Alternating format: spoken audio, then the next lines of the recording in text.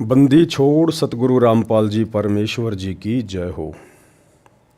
परमपिता परमात्मा सारी सृष्टि के रचनहार, कुल मालिक, असंख्य ब्रह्मांडों के स्वामी, जगत गुरु, तीनों लोकों में प्रवेश करके सबका भरण पोषण करने वाले, राजाधिराज, आत्माधार, नाथों के नाथ, देवों के देव महादेव, सर्वेश्वर महेश्वर, मृत्युंजय, अजरो अमर, आदि अनादि, सनातनी प्रभु, जगत पिता जगदीश्वर, श्री श्री 1008 की उपाधि के वास्तविक अधिकारी, अकाल मूरत सौद स्वरूपी राम वासुदेव, सर्वगतम ब्रह्म, परम पूज्य, प्रथम पूज्य, परम संत, परम पुरुष, परम धनी, परम दयालु, सत्य कबीर, हक्का कबीर, अल्लाहु कबीर, अल्लाहु अकबर, बाखबर, अल्लाह ताला, जगत के तारणहार, जगत के मुक्तिदाता, जगत के जगन्नाथ, हारे के सहारे, हिंदुओं के राम, मुसलमानों के अल्लाह, सिखों के वाहिगुरु, ईसाइयों के मसीह, दया के सागर दयानिधि, करुणा के सागर करुणानिधि, स्वयंभू परिभू, संकट मोचन, कष्ट हरण, मंगल करण, दुख भंजन, अविगत कबीर, निर्विकार निर्विषम परमात्मा, अलय अलेख सतगुरु, आदि अनादि सतगुरु, असली मर्यादा पुरुषोत्तम, असली राम, असली कृष्ण, असली घनश्याम, असली मुरारी, राजाओं के राजा, महाराजाओं के महाराजा, शहंशाहों के शहंशाह, सम्राटों के सम्राट, भगवानों के भगवान, अल्लाहों के अल्लाह, प्रभुओं के प्रभु, मसीहाओं के मसीह, सच्चे वाहिगुरु, बाबाओं के बाबा, पीरों के पीर, सेठों के सेठ, जगत सेठ, सावड़सा सेठ, सर्वगुण संपन्न, अनंत कोटि कलाओं के स्वामी, अनंत कोटि ब्रह्मांडों के नायक, योगियों में महायोगी, ध्यानियों में महाध्यानी, सिद्धों में परम सिद्ध, ज्ञानियों में तत्वज्ञानी, ब्रह्म ज्ञानी, महाज्ञानी, परम ज्ञानी, सर्वश्रेष्ठ ज्ञानी, विज्ञानी, युवा कबीर, समर्थ कबीर, असमवात, अमित ओझा, सच्चे रहनुमा, करीम अल्लाह, सुभान अल्लाह, दुनिया के अंतिम पैगंबर, 8 सितंबर 1951 से गांव धनाना, जिला सोनीपत, हरियाणा, भारतवर्ष की पावन भूमि पे प्रकट रियल कल की भगवान श्री नारायण साकार हरि, श्री बाबा साहेब नूर अनंत परमात्मा, संत श्रोमणी सतगुरु रामपाल जी परमेश्वर जी के चरण कमल में साध संगति से जुड़े हुए देश विदेश से आप और हम सभी सत्सेवक भाई बहनों का अनंत कोटि दंडवत प्रणाम।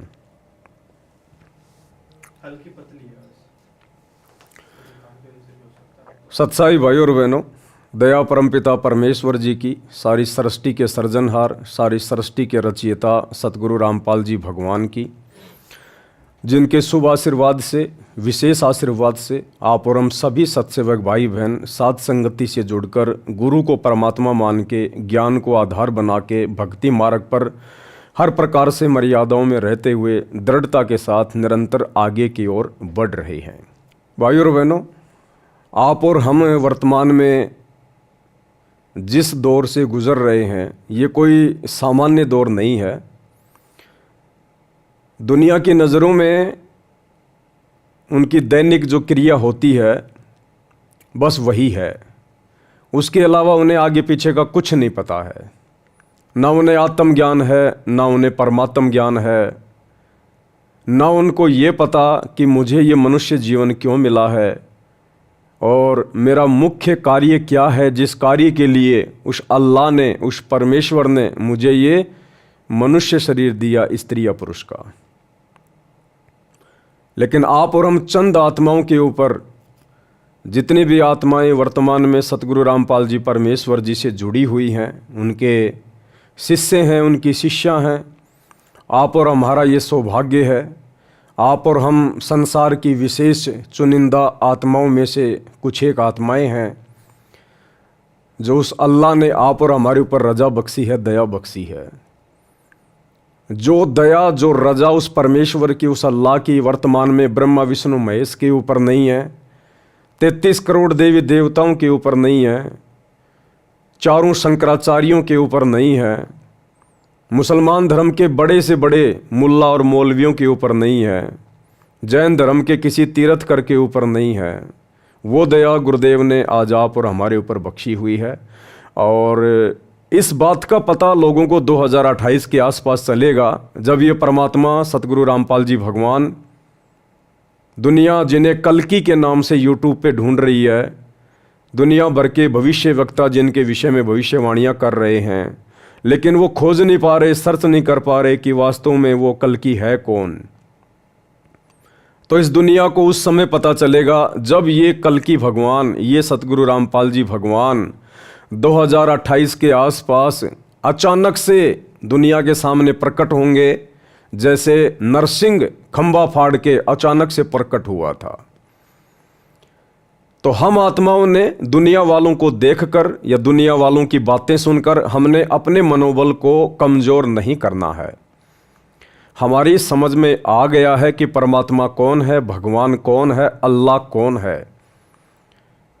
ये हिंदू, मुस्लिम, सिख, ईसाई ये खाली फालतू में मंदिरों में, चर्चों में, गुरुद्वारों में, मस्जिदों में जा जाकर चिल्लाते हैं, लेकिन वहाँ भगवान नहीं है, अल्लाह नहीं है, वाहिगुरु नहीं है, मसीहा नहीं है।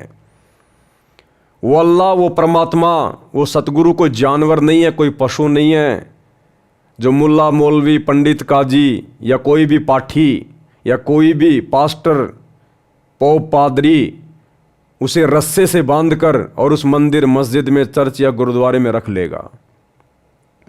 वो तो सर्वंग है, सर्वंग रमता राम है। उसकी शक्ति, उसकी सत्ता, उसका वास सृष्टि के कण कण में है। तो आज आप और हमें पता चल चुका है उस परमेश्वर की दया से, उसकी रजा से, क्योंकि वो खोजने से नहीं मिलता। उसकी पहचान कोई इंसान नहीं कर सकता। वो परमात्मा, वो अल्लाह जिसके ऊपर रजा करता है, दया करता है, जिस पर वो प्रसन्न होता है, उन्हीं आत्माओं को अपनी पहचान करवाता है। अन्यथा उस परमात्मा को कोई पहचान नहीं सकता, कोई जान नहीं सकता। तो वर्तमान में आप और हम चंद आत्माओं के ऊपर ये रजा हुई है, मेहर हुई है। वैसे सतगुरु रामपाल जी परमेश्वर जी के लाखों की संख्या में, करोड़ों की संख्या में फॉलोवर हैं, लेकिन उन लाखों करोड़ों में से भी केवल चंद सत्सेवक भाई बहनों के ऊपर ये रजा हुई है, दया हुई है। गुरुदेव ने हमारा ज्ञान योग खोला है, हमारी दिव्य दृष्टि खोली है, जो आज हमें गुरु के रूप में परमात्मा दिखाई दे रहे हैं, परमात्मा के दर्शन हो रहे हैं। तो भाई और बहनों, इस रजा को हम सभी भाई बहन इसी प्रकार से बरकरार रखें, और ये रजा बरकरार रहेगी गुरुदेव की मर्यादाओं में रहकर आजीवन उनकी सतभक्ति करते रहने से। अगर आपने मर्यादा तोड़ दी तो भले आप कितनी भक्ति कर लो, कितना आप जी कुछ भी अपने मन में श्रद्धा लगा के बैठे रहो, परमात्मा यानी गुरुदेव हमारे निकट भी नहीं है। हमारी वो बात नहीं बनेगी जिस मोक्ष के लिए हम दिन रात प्रयत्न कर रहे हैं, इतना संघर्ष कर रहे हैं। तो भक्ति हमारे लिए सबसे पहला काम है, सबसे पहला काम।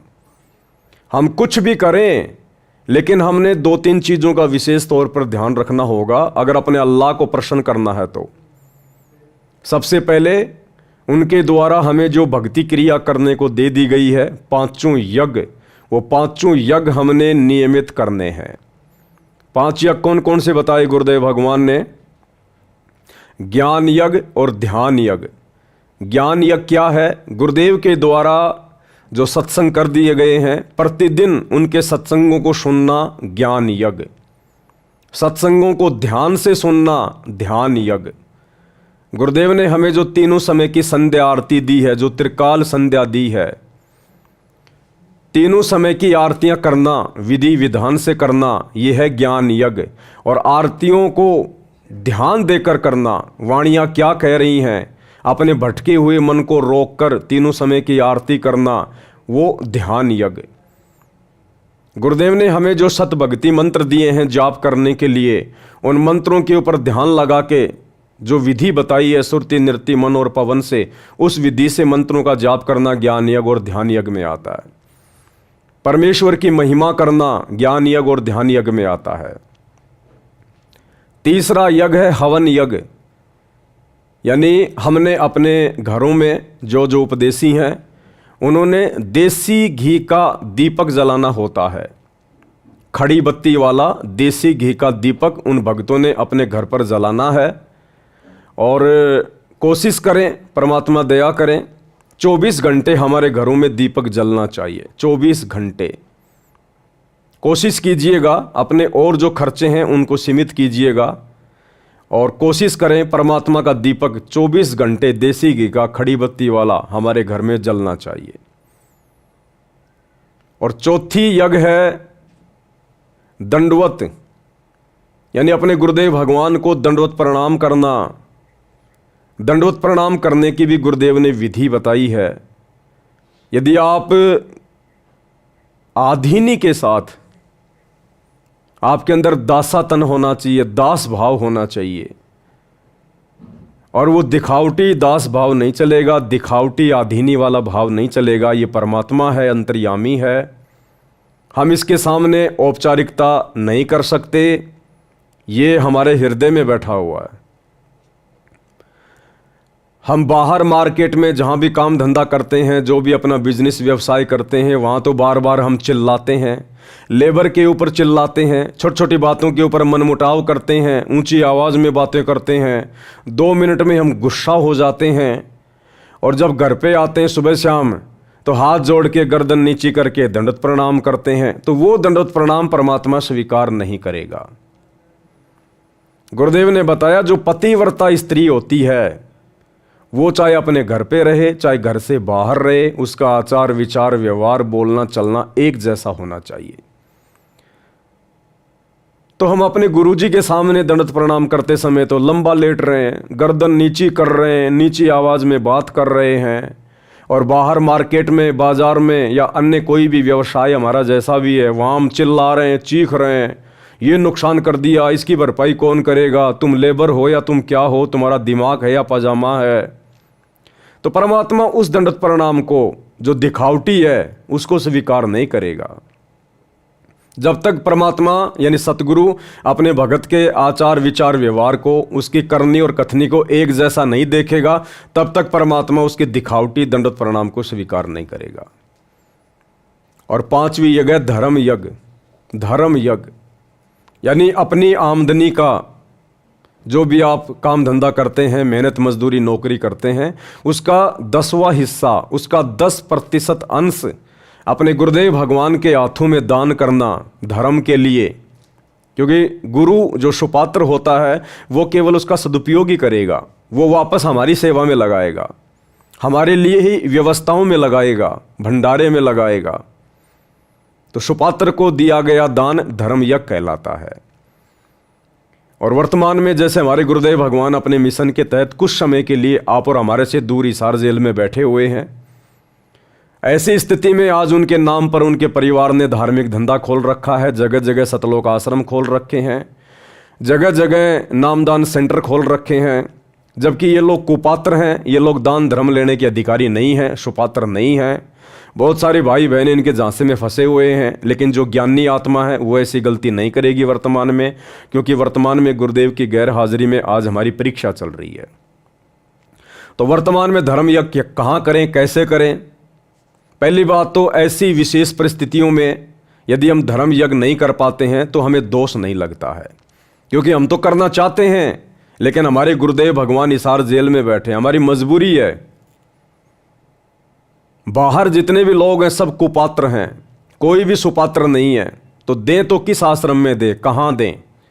तो हमारे सामने 2 ही विकल्प हैं, या तो हम ज्योति पाठ और दान का अपने घर पर जहाँ दरबार साहिब लगा रखा है, अपने गुरुदेव को परमेश्वर मानकर हम दंडवत प्रणाम करके और संकल्प कर लें कि ये गुरुदेव दास आपके चरणों में ज्योति का, पाठ का या वैसे दान का संकल्प करता है, आप इसको स्वीकार करने की कृपया करें। और गुरुदेव जब आप आश्रम में आ जाओगे उस समय दास आपके चरणों में ये सेवा राशि सौंप देगा। दूसरा तरीका है, यदि आप अपने गुरुदेव भगवान को प्रतिदिन भोग लगा रहे हैं, प्रतिदिन आप उनको इष्ट मान के, परमेश्वर मान के, गीता अध्याय 3 श्लोक 13 के अनुसार भोग लगा रहे हैं, तो ये आपका धर्म यज्ञ में काउंट होता है, ये आपका धर्म यज्ञ में काउंट होता है। कोई भगत भाई बहन हमारे घर पर आते हैं, प्यार प्रेम से भंडारा खिलाओ, उनकी सेवा करो, वो भी धर्म यज्ञ में आता है। और वर्तमान में गुरुदेव का मिशन है साध संगति। साध संगति में जो भी सेवा होती हैं वो परमेश्वर के अनुरूप होती हैं, उनकी प्रेरणा के अनुसार होती हैं। तो साध संगति में जब भी कोई सेवा चलती है, आप जी जैसा भी आपको परमात्मा प्रेरणा करें, आप अपना योगदान उसमें कर सकते हैं, क्योंकि यहाँ आपके 1 भी रुपये का किसी भी प्रकार से दुरुपयोग नहीं होगा। जो भी होगा परमात्मा की सेवा में होगा, लोग दिखावे में नहीं होगा, मान बढ़ाई में नहीं होगा, राजनीति में नहीं लगेगा, गुंडों की सीबीआई जांच में नहीं लगेगा, जाटों के आरक्षण में नहीं लगेगा, और स्टेडियम बनाने में नहीं लगेगा, किसी के धर्मशाला बनाने में नहीं लगेगा, काल पुजारियों के लिए भंडारे लगाने में नहीं लगेगा। यहाँ जो लगेगा केवल परमात्मा की सेवा में लगेगा। भाई और बहनों, क्या है, आने वाले समय में परमेश्वर ने भी इस गंदे लोक को छोड़कर अपने सतलोक में जाना है, और जाने के बाद परमात्मा ने हजारों वर्षों तक, जब तक उनका ये भक्ति मार्ग चलेगा, परमात्मा ने यहाँ व्यवस्थाओं को भी संभाल के रखना है। तो रिहर्सल परमात्मा उसकी पहले से ही करवाएगा कि वो कौन आत्मा होंगी, कैसी आत्मा होंगी, जिनके मार्फत आगे हजारों साल मेरा मार्ग चलेगा। तो मेरे बच्चे उनके ऊपर विश्वास करें, ज्ञान को आधार बनाकर। तो परमेश्वर वर्तमान में साध संगति के माध्यम से उस आने वाले समय की रिहर्सल करवा रहे हैं कि आने वाले समय में किस प्रकार से भगत आपस में दान धर्म करेंगे, और किस प्रकार सोच समझ के करेंगे और सुपात्र को करेंगे, और जिसको दिया जाएगा वो कितना योग्य है, कितना अयोग्य है। तो वर्तमान में ये परीक्षा चल रही है। इस पैसे का दुरुपयोग दास भी कर सकता है, कोई बड़ी बात नहीं है। जो भी भाई बहन दास के पास सेवा भेजते हैं, अब उनको तो नहीं पता कि दास वो पैसा कहाँ कहाँ खर्च करेगा, क्या क्या करेगा। वो आत्माएं अपने गुरुदेव को आधार मानकर और विश्वास करके, जो उन्होंने देखा है, सुना है साध संगति में, वो विश्वास करके सेवा भेजती है दास के पास में। अब दास यदि निकम्मापन कर दे गुरुदेव के बेटा बेटी, भाई बंधु, रिश्तेदारों की तरह, इन आश्रम वालों की तरह, तो मेरे एक के कारण कितनी हजारों आत्माएं परमात्मा की दोषी हो जाएंगी।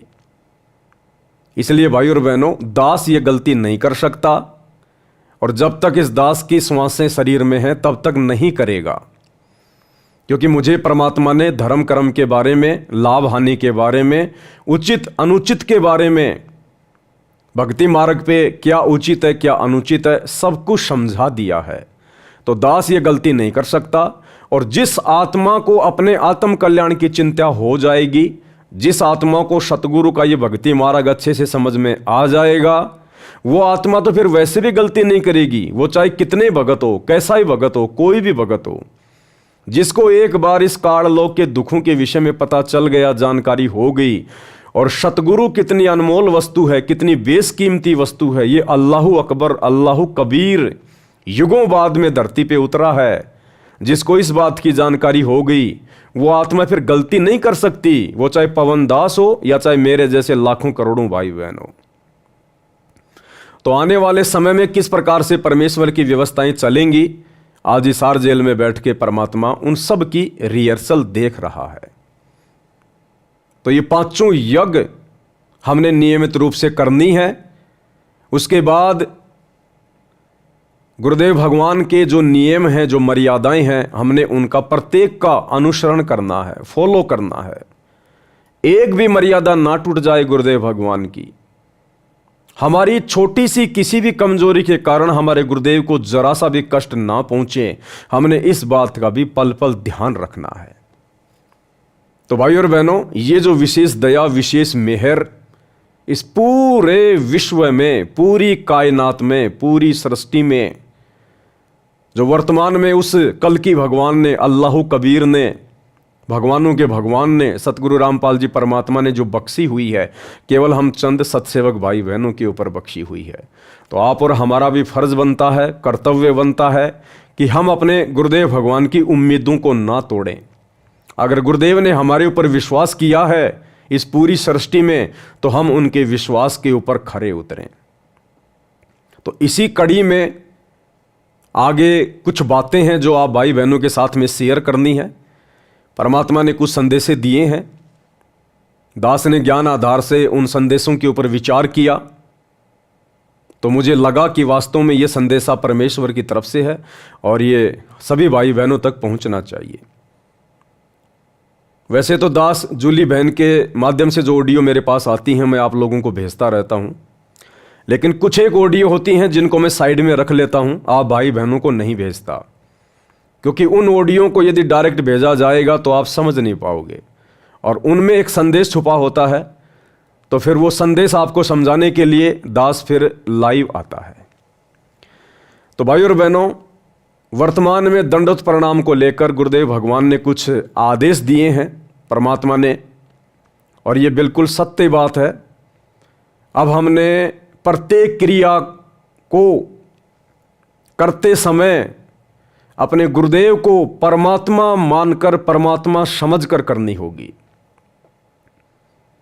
दंडवत तो सभी भाई बहन करते हैं, आश्रमों से जुड़े भाई बहन भी दंडवत प्रणाम कर रहे हैं, सत्सेवक भाई बहन भी दंडवत प्रणाम कर रहे हैं। सत्सेवक भाई बहन जो दंडवत प्रणाम करते हैं वो विधि विधान अनुसार करते हैं, लेकिन इसके बावजूद हमें और बहुत सारी बातें उसमें ऐड करनी है जो हमारे भाव को बढ़ाएंगी, हमारी श्रद्धा को बढ़ाएंगी। क्योंकि दंडवत प्रणाम शांति से किया जाता है। दंडवत प्रणाम कोई चलते फिरते करने की चीज नहीं है। हम जिनको दंडवत प्रणाम कर रहे हैं वो कोई आम वस्तु नहीं है, कोई सामान्य संत या व्यक्ति नहीं है, कोई तीन लोक का भगवान नहीं है। तो दंडवत प्रणाम करते समय हमने कितनी स्थिरता, कितना धैर्य, कितना ठहराव, कितनी शांति अपने अंदर लेकर आनी पड़ेगी। दरबार में गए, दंडवत प्रणाम किया, दिमाग में क्या चल रहा है फटाफट अब बस किया दंडवत प्रणाम, उठ गए और चले गए। अब ये नहीं चलेगा। हमें परमात्मा पीएचडी की पढ़ाई करवा रहे हैं, पीएचडी की पढ़ाई सत्सेवकों को। अब हमने हर चीज में ठहराव लाना पड़ेगा। हम सत्सेवकों के जीवन में जल्दबाजी बिल्कुल भी नहीं होनी चाहिए, क्योंकि जो भगत होता है, भक्ति से परिचित होता है, सतगुरु से परिचित होता है, वो ऐसा कोई काम करेगा ही नहीं जो काम जल्दबाजी का हो या भगत को टेंशन में डाल दे, जल्दबाजी में डाल दे। तो फिर हमने कोई भी भक्ति क्रिया करते समय, वो चाहे तीनों समय की आरती करना हो, चाहे गुरुदेव के सत्संग सुनने हो, चाहे गुरुदेव को दंडवत प्रणाम करना हो, हमने जल्दबाजी बिल्कुल भी नहीं करनी है। हमने इसको त्यागना है, चाहे हमारा कितना ही अर्जेंट काम क्यों ना पड़ा हो, चाहे करोड़ों रुपये का काम क्यों ना बिगड़ना हो, लेकिन ये अरबों खरबों का कार्य जो भक्ति है, इसको हमने प्रथम महत्व देना है।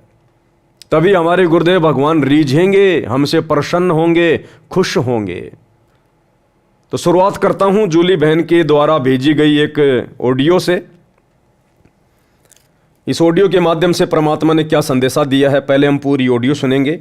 ये 8 मिनट 20 सेकंड की ऑडियो है।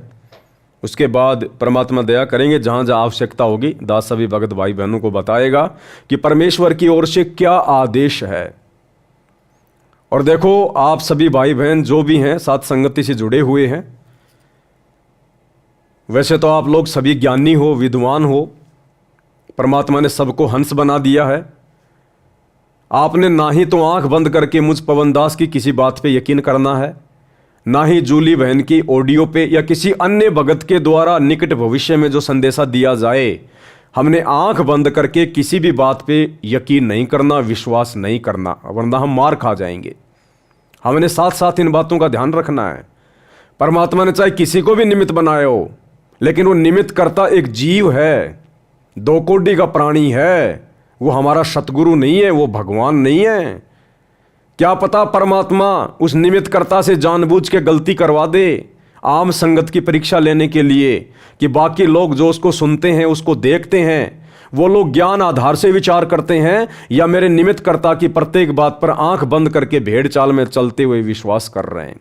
तो क्या पता परमात्मा ही दास से गलती करवा के, कुछ गलत शब्दों का प्रयोग करवा के या ज्ञान विरुद्ध संदेशा दिलवा के आप भाई बहनों की परीक्षा ले रहे हो, और आप जी बस पवन भाई ने बोल दिया, पवन भाई ने बोल दिया, और विचार अगर नहीं किया तो आप जी परमात्मा की परीक्षा में फेल हो जाओगे। क्योंकि दास का शुरू से ये मकसद रहा है, और इसीलिए दास को परमात्मा ने हमेशा से सहारा दिया है। क्योंकि मेरे मन में कोई छल कपट नहीं है, कोई राग द्वेष ईर्ष्या नहीं है, मेरे मन में कोई लोभ लालच या कोई स्वार्थ नहीं है। मैं संगत को ठगूं, संगत से पैसा हड़पूं, उस पैसे से मैं कोई बिजनेस खोलूं, मेरी ऐसी कोई भावना शुरू से ही इस भक्ति मार्ग पर नहीं रही है। इसलिए परमात्मा ने इस कुत्ते को निमित्त बनाया है। और अब इतना ज्ञान दे दिया भगवान ने, अपनी बिल्कुल पहचान करवा दी, अब भी यदि कोई व्यक्ति अगर इस परमात्मा से धोखा करने की सोचेगा तो उससे बड़ा गधा फिर संसार में कोई दूसरा नहीं है। तो परमेश्वर ने क्या कुछ संदेशा भिजवाया है, इसीलिए पहले दास आपको सुनाता है। दास डायरेक्ट कोई आदेश आप लोगों के ऊपर नहीं थोपता है, ना मैं कोई आदेश देने का अधिकारी हूं। जो संदेशे आते हैं मैं तो आप सभी भाई बहनों के सामने रख देता हूं। आपको लगे कि ये बातें अपनाने से भक्ति में हमें कुछ फायदा ही है, नुकसान नहीं है, तो आप उनको अपना सकते हैं। आपको लगता है कि ये जो बातें बताई जा रही हैं ये गुरुदेव के ज्ञान के विरुद्ध हैं, तो आप ये बातें नहीं है, आप उन बातों को ना मानिएगा। बंदी छोड़ सतगुरु रामपाल जी भगवान जी की जय हो। जय हो बंदी छोड़ की लौट पानी और की। सत्ताई भाई जी, दास जी परमात्मा जी की अभी चरण सेवा कर रही थी तो मालिक जी ने दिखाया जैसे कि 1998-99 के सत्संग है ना परमात्मा के, जो परमात्मा जा रहे थे की नाम अगर बिहाना सतगुरु वो शब्द गाते हैं, उसमें सभी भाई बहन परमात्मा के पीछे पीछे चलते हैं, परमात्मा जी आगे आगे चलते हैं। वही स्वरूप है मालिक का, उसी तरह से जा रहे। पर जहाँ परमात्मा जा रहा है उसके पीछे परमात्मा जी के पीछे जो भगत भाई हैं वो पहले वाले नहीं, वो सभी सत्यवक भाई बहन हैं। परमात्मा जी के साथ जा रहे तो परमात्मा जी गए वहाँ पे एक स्टेज बना बहुत बड़ा साउंड लगे हुए हैं और परमात्मा जी स्टेज पे खड़े हो गए और सबकी जनता नीचे है। तो परमात्मा जी कह रहे हैं आप लोगों को पता बच्चों, पुण्यात्माओं, परमात्मा को दंडवत प्रणाम कैसे करते हैं? तो सभी भाई बहन तो बोल दिए हाँ पता है। तो बताओ कि पहले मंत्र करते हैं फिर परमात्मा दंडवत प्रणाम करते हैं। तो परमात्मा जी कह रहे हैं पहले परमात्मा को बैठ के परमात्मा को दंडवत प्रणाम किया जाता है, फिर जिसके पास प्रथम नाम सत्यनाम है उसका जाप करो और जो भगत आत्माएं संकल्प इच्छा से जुड़ी हैं वो परमात्मा जी का समर्थ साहेब रत्न उजागर की वाणी बोलकर वो परमात्मा जी को दंडवत प्रणाम करेंगे। क्योंकि जैसे जैसे भक्ति मार्ग में आगे बढ़ते जाएंगे वैसे वैसे कोर्स विषय चेंज होते जाएंगे। तो अब तुम पीएचडी के बच्चे हो चुके हो तो अब तुम एक क्लास की थोड़ी पढ़ाई करोगे कि आज से आना और आज से हम, अभी तुम्हें शोभा नहीं देता है। तो दासी ने कहा कि परमात्मा जी गुरु जी, दासी तो ऐसे करती है, पवन भैया ने बताया है कि मैं बैठ के परमात्मा को देखना चाहिए, उनके स्वरूप को, फिर हमें चिंतन मनन करके और फिर दंडवत प्रणाम करना चाहिए। तो दासी ऐसे करती है, गुरु को कीजिए दंडवत कोटि कोटि सॉरी भगवान जी, कर जोर विनती करूं धरूं चरण पसी सतगुरु रामपाल जी भगवान जी दियो नाम बख्शिश।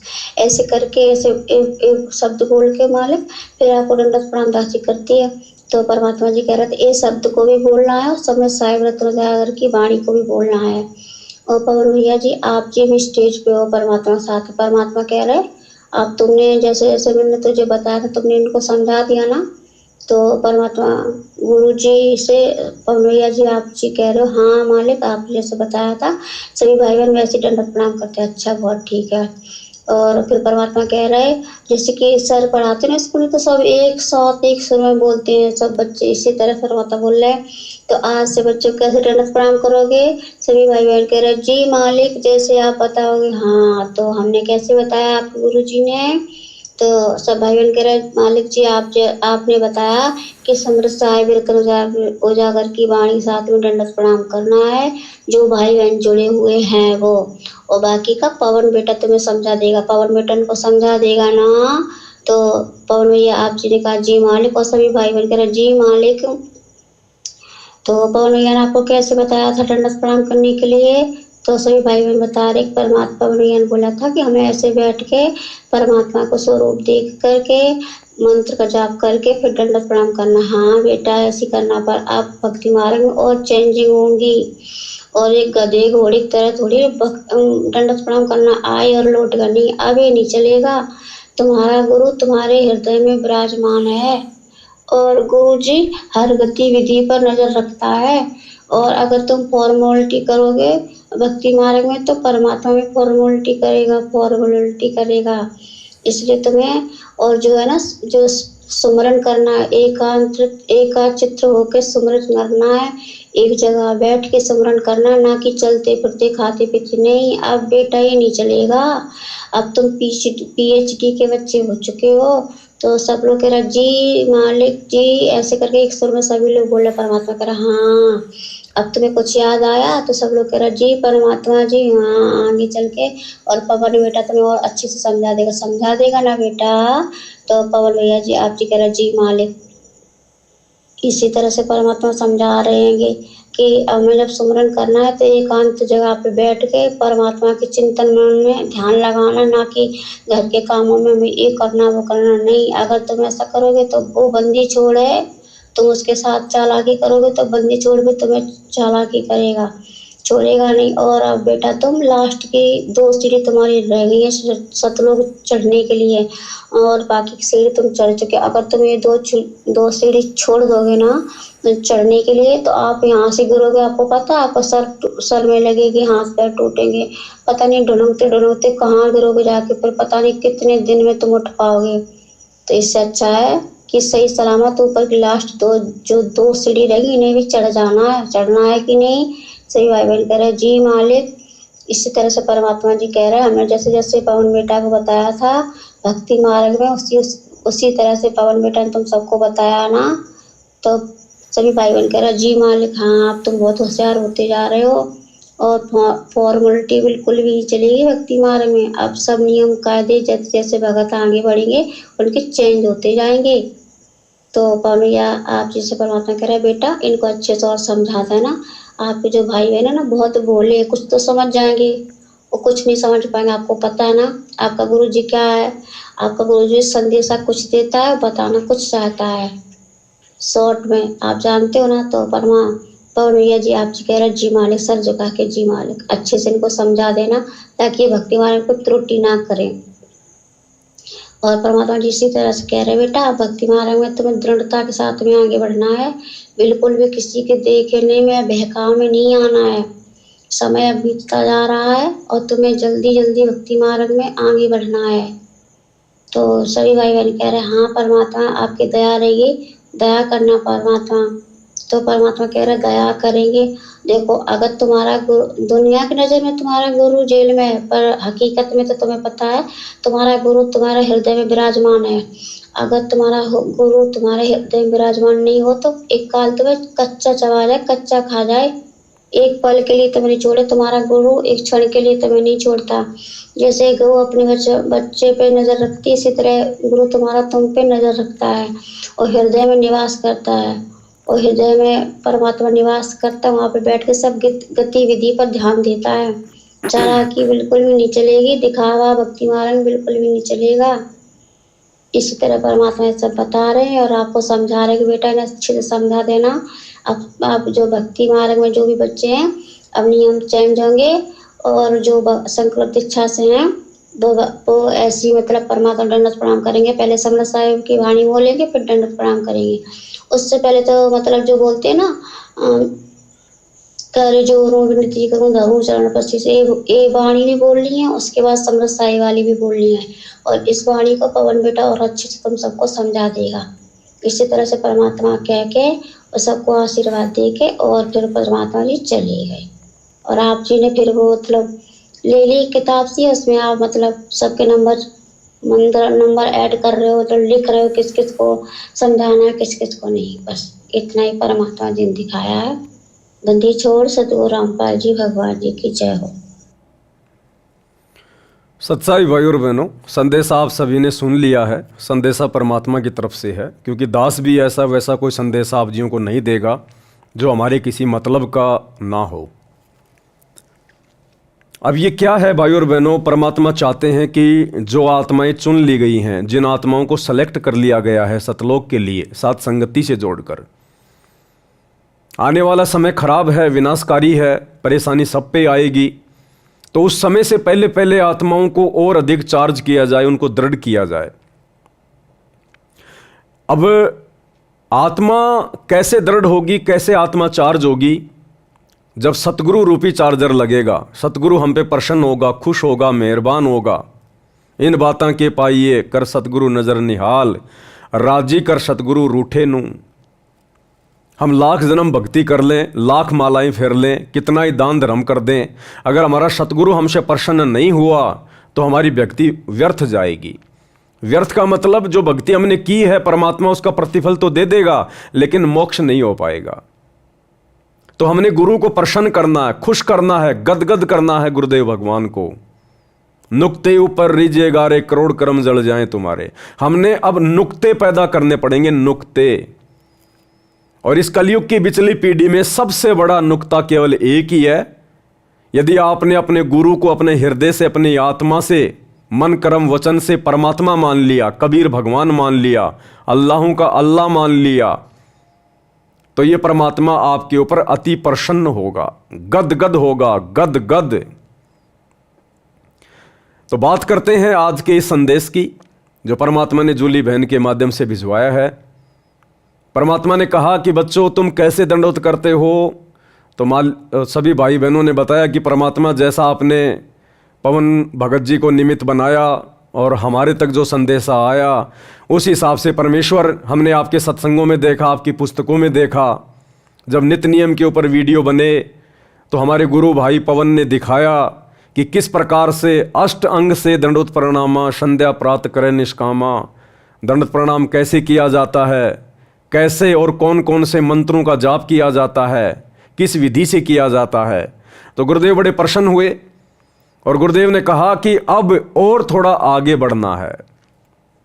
संकल्प वालों के लिए परमात्मा ने बताया कि संकल्प वाले जब भी अपने गुरुदेव को दंडोत प्रणाम करें तो संकल्प वालों को नाम दीक्षा तो है नहीं, तो मंत्र तो उनके पास कोई है नहीं, तो गुरुदेव ने आदेश दिया है कि संकल्प वाले समर्थ साहेब रत्न उजागर सत्य पुरुष मेरे सुख के सागर। ये जो वाणी है परमात्मा की, ये जो 8 वाणियाँ हैं, ये गुरुदेव की विशेष महिमात्मक वाणियाँ हैं। जब हमने कबीर सागर के सरलार्थ के ऊपर वीडियो बनवाए, जब दास ने वीडियो बनाए तो उस समय भाई और बहनों पेज नंबर 480 या 82, दास को एग्जैक्ट ध्यान नहीं है, तो उसमें जिक्र आया था कि ये जो वाणियाँ हैं समर्थ साहेब रत्न उजागर, ये जो 8 वाणियाँ हैं जो संध्या आरती में भी आती हैं, ये भगवान की महिमा की विशेष वाणियाँ हैं। इन वाणियों को गाने से, श्रद्धा के साथ में गाने से, इनका भी एक फॉर्मूला है। वैसे आप हर किसी के सामने गाओगे ये वाणियाँ काम नहीं करेंगी। जो इन वाणियों के लिए अधिकारी है उसके सामने यदि आप उसको टारगेट करके इन वाणियों को गाओगे तो ये वाणियाँ अपना काम करेंगी, वैसे काम नहीं करेंगी ये वाणियाँ। अब आप डीजल की गाड़ी में पेट्रोल डालोगे, भले पेट्रोल डीजल से महंगा है लेकिन वो गाड़ी नहीं चलेगी, वो गाड़ी उल्टा खराब हो जाएगी। गाड़ी भी पेट्रोल की होनी चाहिए और फिर उसमें पेट्रोल ही डलना चाहिए। तो हम जिसके लिए ये महिमातक वाणियां गा रहे हैं वो भगवान कौन है, वो अल्लाह कौन है, वो परमात्मा कौन है, हमारा टारगेट ये होना चाहिए। अब आप जी दंडोत प्रणाम तो कर रहे हो अपने गुरु जी को, सतगुरु रामपाल जी को, और सामने दरबार में फोटो लगी है दाढ़ी मूछ वाले नकली कबीर की, फर्जी कबीर की, मुर्दा कबीर की, तो वो आपका दंडोत प्रणाम आपके गुरुजी को स्वीकार्य नहीं होगा। क्यों? भले सामने आपके गुरुजी की फोटो भी है लेकिन आपका टारगेट परमात्मा को लेकर कौन है? वो दाढ़ी मूछ वाली कबीर वाली फोटो। तो वो दंडोत प्रणाम आपके गुरुजी को स्वीकार्य नहीं होगा, बिल्कुल भी नहीं होगा। भाई और बहनों ये छोटी मोटी बातें नहीं है, दास कोई अपनी तरफ से बनावटी नहीं कह रहा ये, और ना मुझे कोई शौक है, ना मुझे कोई शौक है आप भाई बहनों को बनावटी बातें कोई सुनाने का। सारी बातें गुरुदेव ने अपने सत्संगों में कह रखी हैं। 2014 बरवाला कांड से पहले परमात्मा ने हर प्रकार से हमारी शंकाओं का समाधान किया हुआ है, लेकिन उस समय हमारी बुद्धि ऑफ थी, हम गुरुजी को परमात्मा वाली दृष्टि से नहीं देख रहे थे, इसलिए हम उन वाणियों को समझ नहीं रहे थे, उन सत्संगों को हम समझ नहीं पाए। आज जब हमने गुरु को परमात्मा मान लिया और जिन जिन आत्माओं के सिर पे गुरुजी ने आशीर्वाद भरा हाथ रख दिया, आज उन आत्माओं को तमाम वाणियां बिल्कुल बखूबी समझ में आ रही हैं। तो जिसको दंडवत प्रणाम किया जाए हमने उसको परमात्मा मानना पड़ेगा। हम दंडवत प्रणाम कर रहे हैं अपने गुरुजी को और परमात्मा मान रहे हैं दाढ़ी मूंछ वाले मुर्दा कबीर को, तो वो दंडवत प्रणाम हमारे गुरुजी को स्वीकार नहीं होगा, चाहे कितने दंडवत प्रणाम कर लो। एक छोटा सा सत्संग गुरुदेव भगवान के मुख कमल से बिल्कुल क्लियर हो जाएगा, बिल्कुल क्लियर। ध्यान से सुन लीजिएगा आप एक बार। साहब कहते हैं राम वियोगी ना जीवे और जीवत बौड़ा हो। राम से बिछड़ भगवान के सुख न देखने के बाद आदमी या तो जीवे नहीं, जीवेगा तो पागल हो जाएगा। तो वो दशा उस महापुरुष की हुई। तो दादू साहब जी बड़े होते गए, जो जो तब उन्होंने उस अमृतवाणी बोली, वह उनके चेलों ने लिखी दादू साहब जी के ने, और दादू जी के ग्रंथ में ये विद्यमान है वाणी।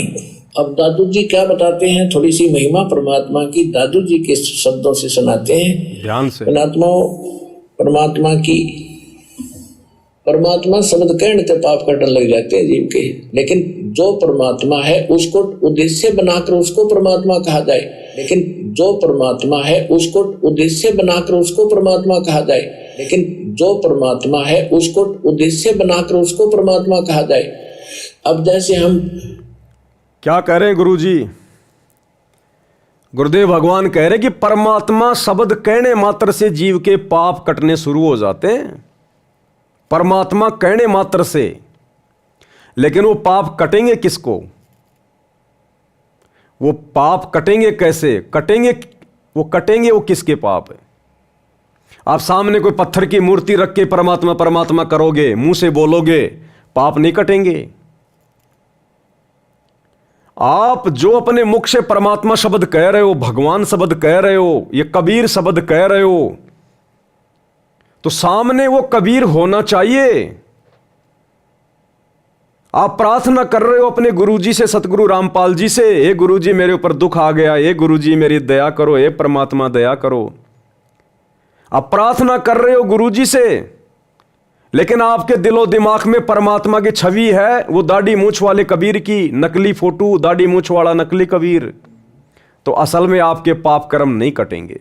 थोड़ी बहुत को राहत मिल जाएगी आपके पिछले संस्कार की, वो अलग बात है, लेकिन मोक्ष के लिए आपके पाप कर्म नहीं कटेंगे। तो गुरुदेव कह रहे हैं कि परमात्मा शब्द कहने मात्र से आपके पाप कर्म जो है वो कटने शुरू हो जाएंगे, लेकिन सामने उसको टारगेट करके परमात्मा कहा जाए जिसको आप जी समझ रहे हैं। आप जो परमात्मा शब्द जिसके लिए प्रयोग जो कर रहे हैं ना, वो वास्तव में परमात्मा होना चाहिए। वैसे परमात्मा कहने से बात नहीं बनेगी। गुरुजी से कितनी प्रार्थना कर लो, कितनी मिन्नतें कर लो, बंदी छोड़, हे बंदी छोड़ गुरुजी, मेरे गुरुजी बंदी छोड़, मेरे गुरुजी कबीर भगवान। और यदि आपने अपने गुरु के अलावा किसी और को कबीर भगवान मान रखा है, तो भले आप अपने गुरुजी को कितना ही बंदी छोड़ कह लो, कितना ही कबीर जी कह लो, कितनी महिमा कर लो, आपका वो टारगेट पूरा नहीं होगा, आपके पाप कर्म नहीं कटेंगे, मोक्ष वाली बात नहीं बनेगी। क्या करें गुरुदेव, एक बार फिर से थोड़ा ध्यान से सुन लीजिएगा। तो साहब जी के ने और दादू जी के ग्रंथ में ये विद्यमान है वाणी।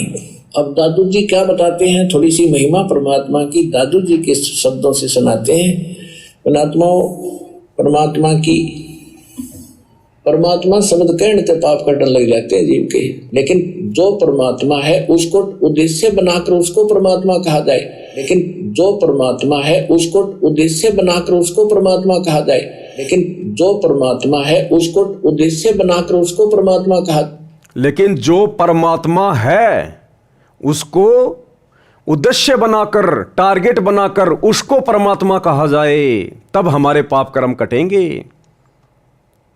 तो हम तो 90% भाई बहन जो सतलोक आश्रमों से जुड़े हैं, हमारा जो टारगेट है, हमारा जो उद्देश्य है परमात्मा वाला, वो तो दाढ़ी मूंछ वाले नकली कबीर का है।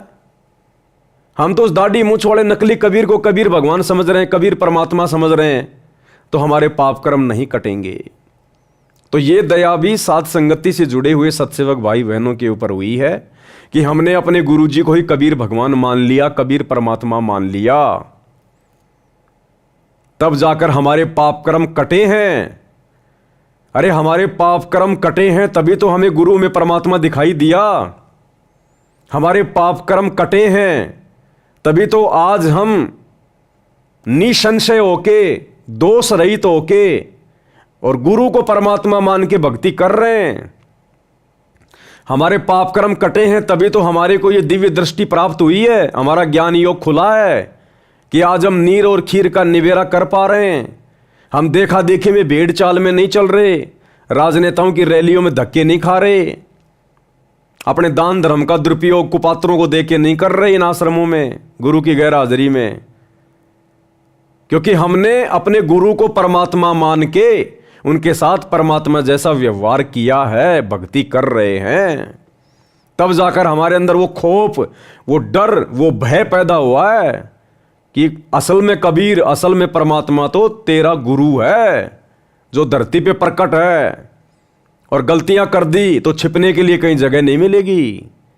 तभी तो आज इतनी बड़ी रजा हुई है।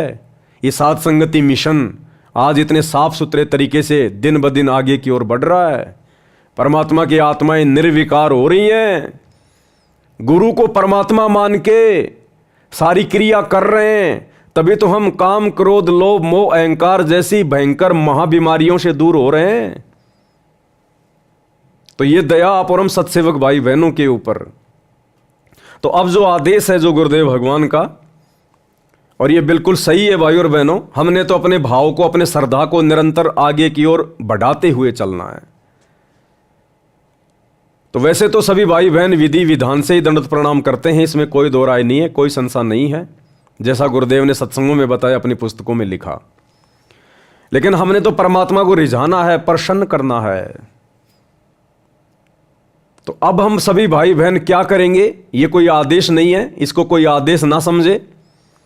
बोलने को कोई कुछ भी बोल सकता है, मैं भी बोल ही रहा हूं, आपके ऊपर थोप नहीं रहा हूं। ये मार्ग जबरदस्ती थोपने का नहीं है। आपको अच्छा लगे तो कीजिए, ना लगे तो ठंडे बस्ते में डाल दीजिएगा। अब हम सभी भगत भाई बहन, क्योंकि हमें पता चल गया कि गुरु क्या है, गुरु स्वयं अल्लाहु अकबर, अल्लाहु कबीर है, ये भगवानों का भगवान है। तो अब हम सभी भगत भाई बहन जब भी अपने गुरुदेव भगवान को दंडवत प्रणाम करें, दरबार साहिब में या कहीं भी किसी भगत के घर पर जाकर करें, साथ संगति में करें, हम कहीं भी अपने गुरुदेव भगवान को दंडवत प्रणाम करें तो सर्वप्रथम हम दरबार साहिब के सामने खड़े होके आधीनी के साथ में, गर्दन नीची करके आधीनी के साथ में, सबसे पहले हम अपने गुरुदेव भगवान की महिमा करेंगे। सबसे पहले 8 वाणियां हम बिल्कुल इत्मीनान से, शांति से, कोई जल्दबाजी नहीं होनी चाहिए, कोई हड़बड़ी नहीं होनी चाहिए। अगर कोई अर्जेंट काम है तो पहले वो काम कर लो अपना। परमात्मा वाला काम बिल्कुल शांति से करेंगे, आराम से करेंगे, क्योंकि हमें पता है कि जो हम दंडवत प्रणाम करने जा रहे हैं वो एक यज्ञ है, एक अश्वमेघ यज्ञ। जो अश्वमेघ यज्ञ पांडवों ने द्वापर में की थी, उसमें कितना कितना घी, कितना कितना सामान लगता है। उस अश्वमेघ यज्ञ का फल यदि हमें चाहिए वास्तव में मोक्ष के लिए, तो हमने विधिवत अपने गुरुदेव भगवान को दंडवत प्रणाम करना पड़ेगा। और उस एक अश्वमेघ यज्ञ को सफल करने के लिए द्वापर में पांडवों ने अरबों खरबों रुपए बर्बाद कर दिए, अरबों खरबों रुपए। और उसको सफल करवाने के लिए जब शंख नहीं बजा तो 5 पांडव, वो दिल्ली का राजा युधिष्ठिर भी नंगे पांव सुपच सुदर्शन की झोपड़ी में गया, नंगे पैर जाकर दंडवत प्रणाम किया उस एक यज्ञ को सफल करवाने के लिए। और वो अश्वमेघ यज्ञ का फल हमें मात्र 1 मिनट में मिल रहा है, मात्र 1 मिनट में। तो क्या 1 मिनट के लिए हम शांति नहीं रख सकते? अपने आप को दुनिया भर की चिंताओं से, 100 प्रकार के काम धंधों के टेंशन से दूर नहीं कर सकते। हमने तो सब कुछ सोचना विचारना बंद कर देना चाहिए जब हम अपने गुरुदेव भगवान को दंडवत प्रणाम करें, क्योंकि सारे कार्य तो उन्हीं से हो रहे हैं। बिगड़ भी गया तो संभालने वाला भी वही है। और सच्ची श्रद्धा से गुरु को दंडवत करने वाले के काम बिगड़ते भी नहीं हैं। तो वैसे तो हम सभी भगत भाई बहन सुबह उठते ही सबसे पहले मंगलाचरण करते हैं, फिर समर्थ साहिब, रतन उजागर, ये 8 वाणियां बोलते हैं। ये तो हमारा रूटीन है, ये तो रहेगा, इसमें तो कोई दिक्कत नहीं है, कोई दो राय नहीं है। लेकिन जब हम दरबार साहिब में जाएं दंडवत प्रणाम करने के लिए, तो अब हम सभी भगत भाई बहनों ने क्या करना है आगे से, अपने गुरु जी को प्रसन्न करने के लिए, रिझाने के लिए, और हमारे भाव भी बनेंगे। परमात्मा यही तो चाहते हैं कि भाव बने, इनकी श्रद्धा बने, इनके अंदर गुरु जी के प्रति प्रेम और ज्यादा बढ़े, क्योंकि बिना प्रेम के हम सतलोक जा नहीं पाएंगे। बिना प्रेम पावे नहीं चाहे करोड़ समाधि ला, प्रेम केवल अपने गुरु जी में। तो अब हम जब भी दंडवत प्रणाम करें दरबार साहिब में या कहीं भी, तो सबसे पहले हम दरबार साहिब में जाके हाथ जोड़ के खड़े हों आधीन भाव से, और उसके बाद ये 8 वाणियां हम सभी भगत भाई बहन खड़े होके गाएंगे। समर्थ साहिब रतन उजागर, सत्य पुरुष मेरे सुख के सागर, जूनी संकट मेटो गुसाई, चरण कमल की मैं बलि जाही, भाव भगति दी जो परवाना, साधु संगति पूर्ण पद ज्ञाना, जन्म कर्म मेटो दुख धुंधा, सुख सागर में आनंद कंदा, निर्मल नूर जहूर जुहारम, चंद्र गता देखो दीदारम, तुम हो बंकापुर के वासी, सतगुरु काटो यम की फांसी, मेहरबान हो साहिब मेरा, गगन मंडल में दीजो डेरा, चक्वे चिदानंद अविनाशी, रिधि सिद्धि दाता सब गुण राशि, पिंड पराण जिन दीन दाना, गरीब दास जाकू कुर्बाना, पिंड पराण जिन दीन दाना, गरीब दास जाकू कुर्बाना। तो ये परमात्मा की विशेष महिमात्मक वाणियां हैं। इनमें हमने सब कुछ मांग लिया, हमने और कुछ भी मांगने की जरूरत नहीं है, हमने सब कुछ मांग लिया परमात्मा से। और बार बार जब हम इस प्रकार से गुरुदेव की महिमा करेंगे निष्काम भाव से, हमारे अंदर कोई इच्छा नहीं होनी चाहिए कि इन वाणियों के माध्यम से मैं गुरु जी से कुछ मांगूं, कुछ मांग रहा हूं। नहीं, हमने तो केवल उनकी महिमा में वाणियां उनको समर्पित करनी है। लेना देना वो परमात्मा पे छोड़ दो। जब लग भक्ति सह कामना, तब लग निष्फल सेव, कहे कबीर वे क्यों मिले निष्कामी निज देव। तो इन वाणियों में सब कुछ आ गया। हमने इन वाणियों में संसार का धन भी मांग लिया जितना हमें आवश्यक है। हमने अपने स्वस्थ शरीर के लिए भी हमने परमात्मा से कामना कर ली, हमने प्रार्थना कर ली। जन्म मरण का रोग समाप्त करवाने के लिए भी हमने परमात्मा से जो है प्रार्थना कर ली। हमने सब कुछ मांग लिया, हमने इन वाणियों में सब कुछ मांग लिया। लेकिन परमात्मा इन वाणियों को उस समय स्वीकार करेगा जब आप सच्चे भाव से, सच्चे हृदय से और एकमात्र अपने गुरु को ही अपना परमात्मा मान के उनके सामने वाणियां बोलोगे। अगर आपके दरबार साहिब में गुरु जी के अलावा दादा गुरु जी की फोटो रखी है, पंडित चिदानंद जी की फोटो रखी है, गरीबदास जी की फोटो रखी है, स्वामी रामदेवानंद जी की फोटो रखी है, तो ये वाणियां परमात्मा स्वीकार नहीं करेगा। क्योंकि आपके दरबार में तो 5-5 पति बैठे, 5-5 पति, और 5-5 पतियों वाली औरत कभी भी सुखी जीवन नहीं जी सकती। महाभारत की द्रौपदी का उदाहरण है। हमने पतिव्रता पद पे आकर ये वाणियां अपने गुरुदेव को समर्पित करनी पड़ेंगी सच्चे हृदय से। हमारे शौपन में भी गुरुदेव के अलावा दूसरा कोई कबीर भगवान नहीं होना चाहिए। शौपन में भी तब ये वाणियां गुरुदेव को स्वीकार होंगी। और कहते हैं राम नाम रटते रहो जब तक घट में प्राण, और कबू तो दीनदयाल के भिनक पड़ेगी कान। कभी न कभी तो गुरुदेव हमारे इन शब्दों को लेंगे, कभी न कभी तो गुरुदेव हमारे इन शब्दों को सुनेंगे। सुनने को तो गुरुदेव हमेशा ही सुनते हैं, लेकिन जिस दिन हम सच्चे भाव से सुनाएंगे उस दिन गुरुदेव इनको सुनेंगे। जाकी रही भावना जैसी प्रभु मूरत उन देखी वैसी। तो जिस सच्चे भाव से, सच्ची श्रद्धा से हम अपने गुरुदेव के सामने उनकी महिमा करेंगे, ये वाणियां बोलेंगे, उसी श्रद्धा से परमात्मा उसी हिसाब से उन वाणियों को स्वीकार करेगा और अपना आशीर्वाद देगा। कहते हैं ना, जितना गुड़ डालोगे उतना ही मीठा होगा। मुंह से मीठा मीठा कहने से बात नहीं बनेगी। जितना मीठा डालोगे दूध में या चाय में वो उतना ही मीठा होगा। चाय बनाते समय मीठा मीठा, चीनी चीनी, शक्कर शक्कर करोगे तो वो चाय, वो दूध मीठा नहीं होगा। तो मुंह से चाहे कितनी महिमा कर लो, कितनी वाणियां गा लो, कितना ही कुछ कर लो, जब तक अंदर से, हृदय से, आत्मा से गुरु को परमात्मा मान के हम ये वाणियां अपने गुरुदेव को समर्पित नहीं करेंगे, तब तक इन वाणियों को करने का कोई फायदा नहीं। तो सबसे पहले गुरुदेव के दरबार में खड़े होके, और वाणियां हमने जल्दबाजी में नहीं बोलनी है, हड़बड़ाहट में नहीं बोलनी है, नहीं तो फिर फॉर्मेलिटी हो जाएगी, औपचारिकता हो जाएगी। एक एक शब्द हमारे दिल की गहराइयों से बाहर आना चाहिए। हो सके तो रोना आना चाहिए, अंदर से रोना।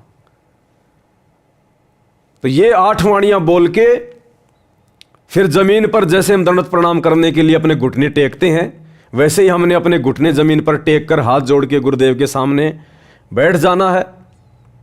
फिर हमने परमेश्वर की एक वाणी बोलनी है, कर जोड़ूं बिनती करूं धरूं चरण पर शीस, सतगुरु रामपाल जी भगवान ने दियो नाम बख्शीश।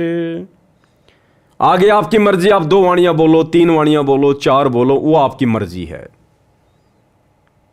और उसके बाद वही विधि है दंडवत प्रणाम करने की। खुली आंखों से पहले गुरुदेव भगवान के दर्शन करो, फिर जो भी आपको सुमरण मिला हुआ है, जो मंत्र आपको मिला हुआ है, उस मंत्र का 1 या 2 जाप करो, फिर गुरुदेव के दर्शन करो, उसके बाद फिर दंडवत प्रणाम करो।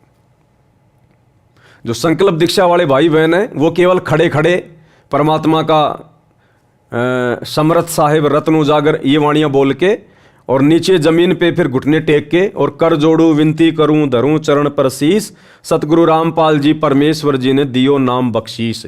खाली इतना बोल के और फिर अपने गुरुदेव भगवान को दंडवत करें। उनको नीचे बैठ के दोबारा से समर्थ साहिब बोलने की जरूरत नहीं है, लेकिन ये बिल्कुल सच्चे हृदय से, सच्चे दिल से।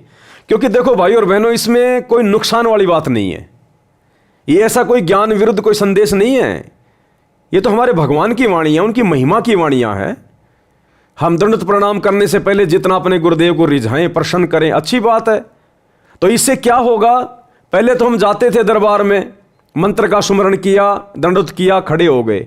अब गुरुदेव भगवान ये देखेगा कि ये सच्चे भाव से कर रहे हैं नहीं कर रहे हैं, इनके अंदर थोड़ा बहुत कोई ठहराव है या नहीं है, ये अंदर से भावित होके श्रद्धा से दंडवत कर रहे हैं नहीं कर रहे हैं।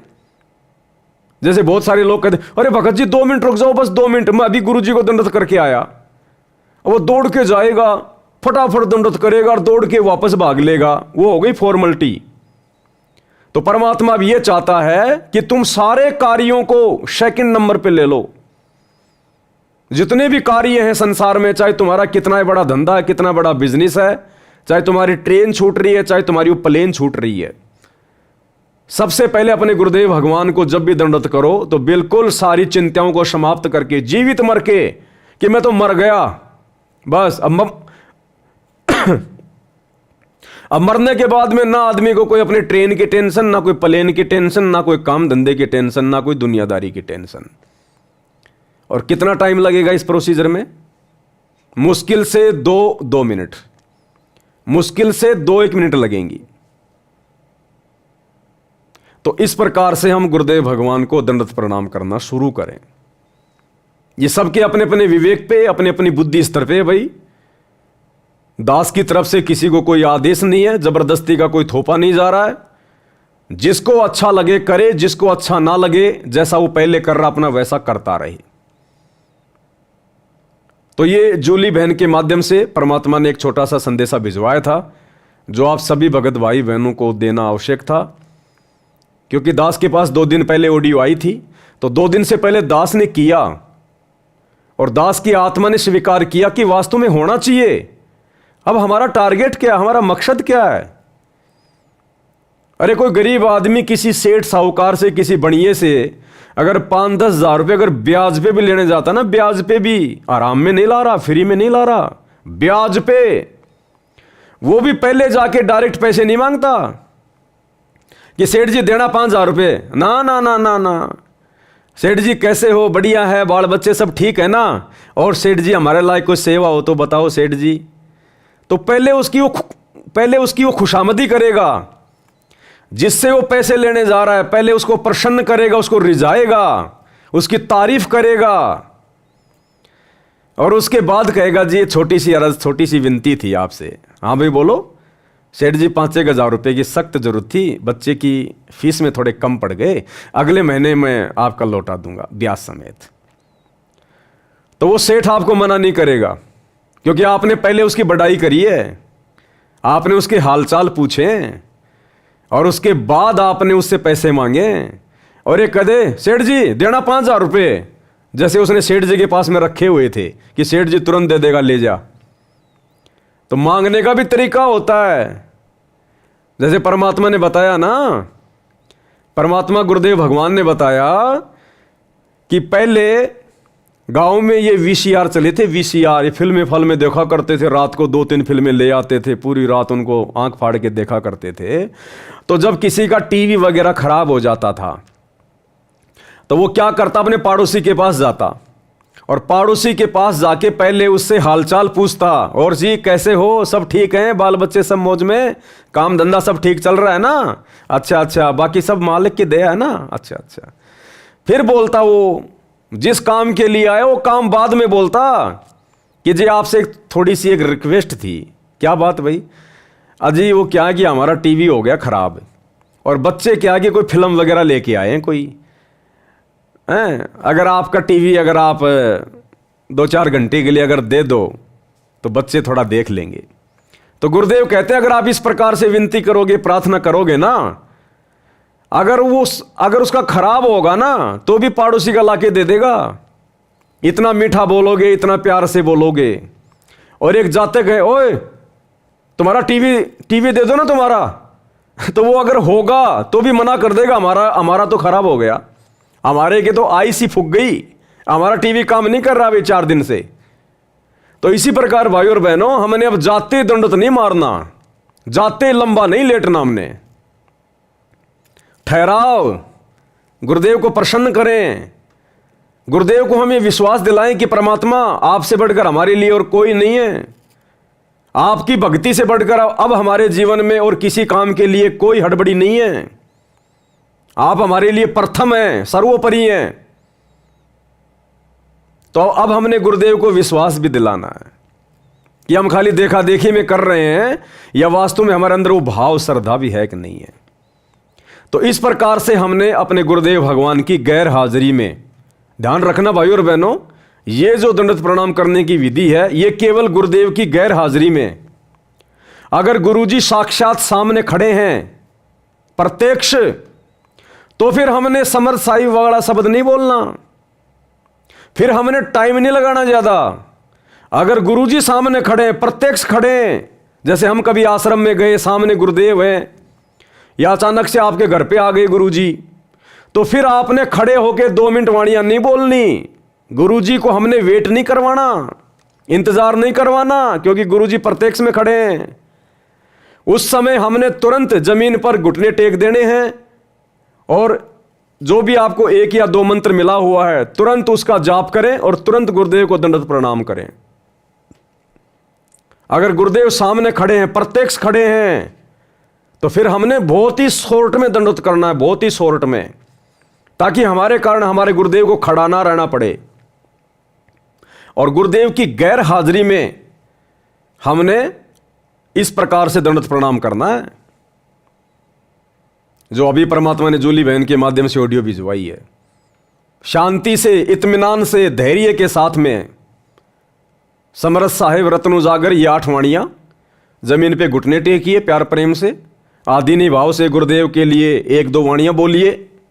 जो भी आपका मन करे, जो भी आपकी इच्छा करे, जरूरी नहीं है कि खाली वो ही बोलनी है कि भैया कर जोड़ूं, विनती करूं। जो भी वाणियां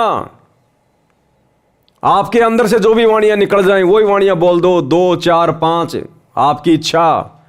और उसके बाद आराम से अपना मंत्र का सुमरण करते हुए अपने गुरुदेव भगवान को दंडवत प्रणाम करें। यह गुरुदेव की गैर हाजिरी की प्रोसीजर है। गुरुदेव की गैर हाजिरी में हम चाहे आश्रमों में जाएं, चाहे कहीं भी जाएं। मान लीजिए गुरु जी आश्रम में हैं, अब ये तो है नहीं कि हम आश्रम में गए, गुरु जी हमारे को सामने मिलेंगे खड़े, तो आश्रम में जाएंगे, दंडवत प्रणाम स्थल पे जाएंगे, वहां जब दंडवत करेंगे तो वहां भी हमने इसी प्रकार से शांति से, धैर्य से, इत्मीनान के साथ 8 वाणियां बोल के हमने दंडवत प्रणाम करना है। हाँ, आश्रम में अगर गुरुजी हमारे सामने खड़े हैं और हमें दंडवत प्रणाम करने का मौका मिल गया तो हमने तुरंत दंडवत करना है। जैसे गुरुजी सामने से आ रहे हैं तो सभी भाई बहन क्या करेंगे, तुरंत दंडवत करेंगे परमात्मा को। अब तुम वाणियां खड़े खड़े बोलते रहोगे, गुरुजी आगे निकल जाएंगे।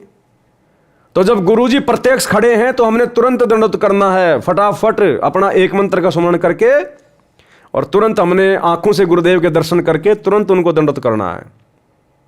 लेकिन गुरुदेव की गैर हाजिरी में अपने घर पे, आश्रम में, कहीं भी हमने बहुत ही शांति से, धैर्य से इन 8 वाणियों को पहले बोलते हुए उसके बाद मालिक को दंडवत प्रणाम करना है। ये हमने ध्यान रखना है भाई और बहनों।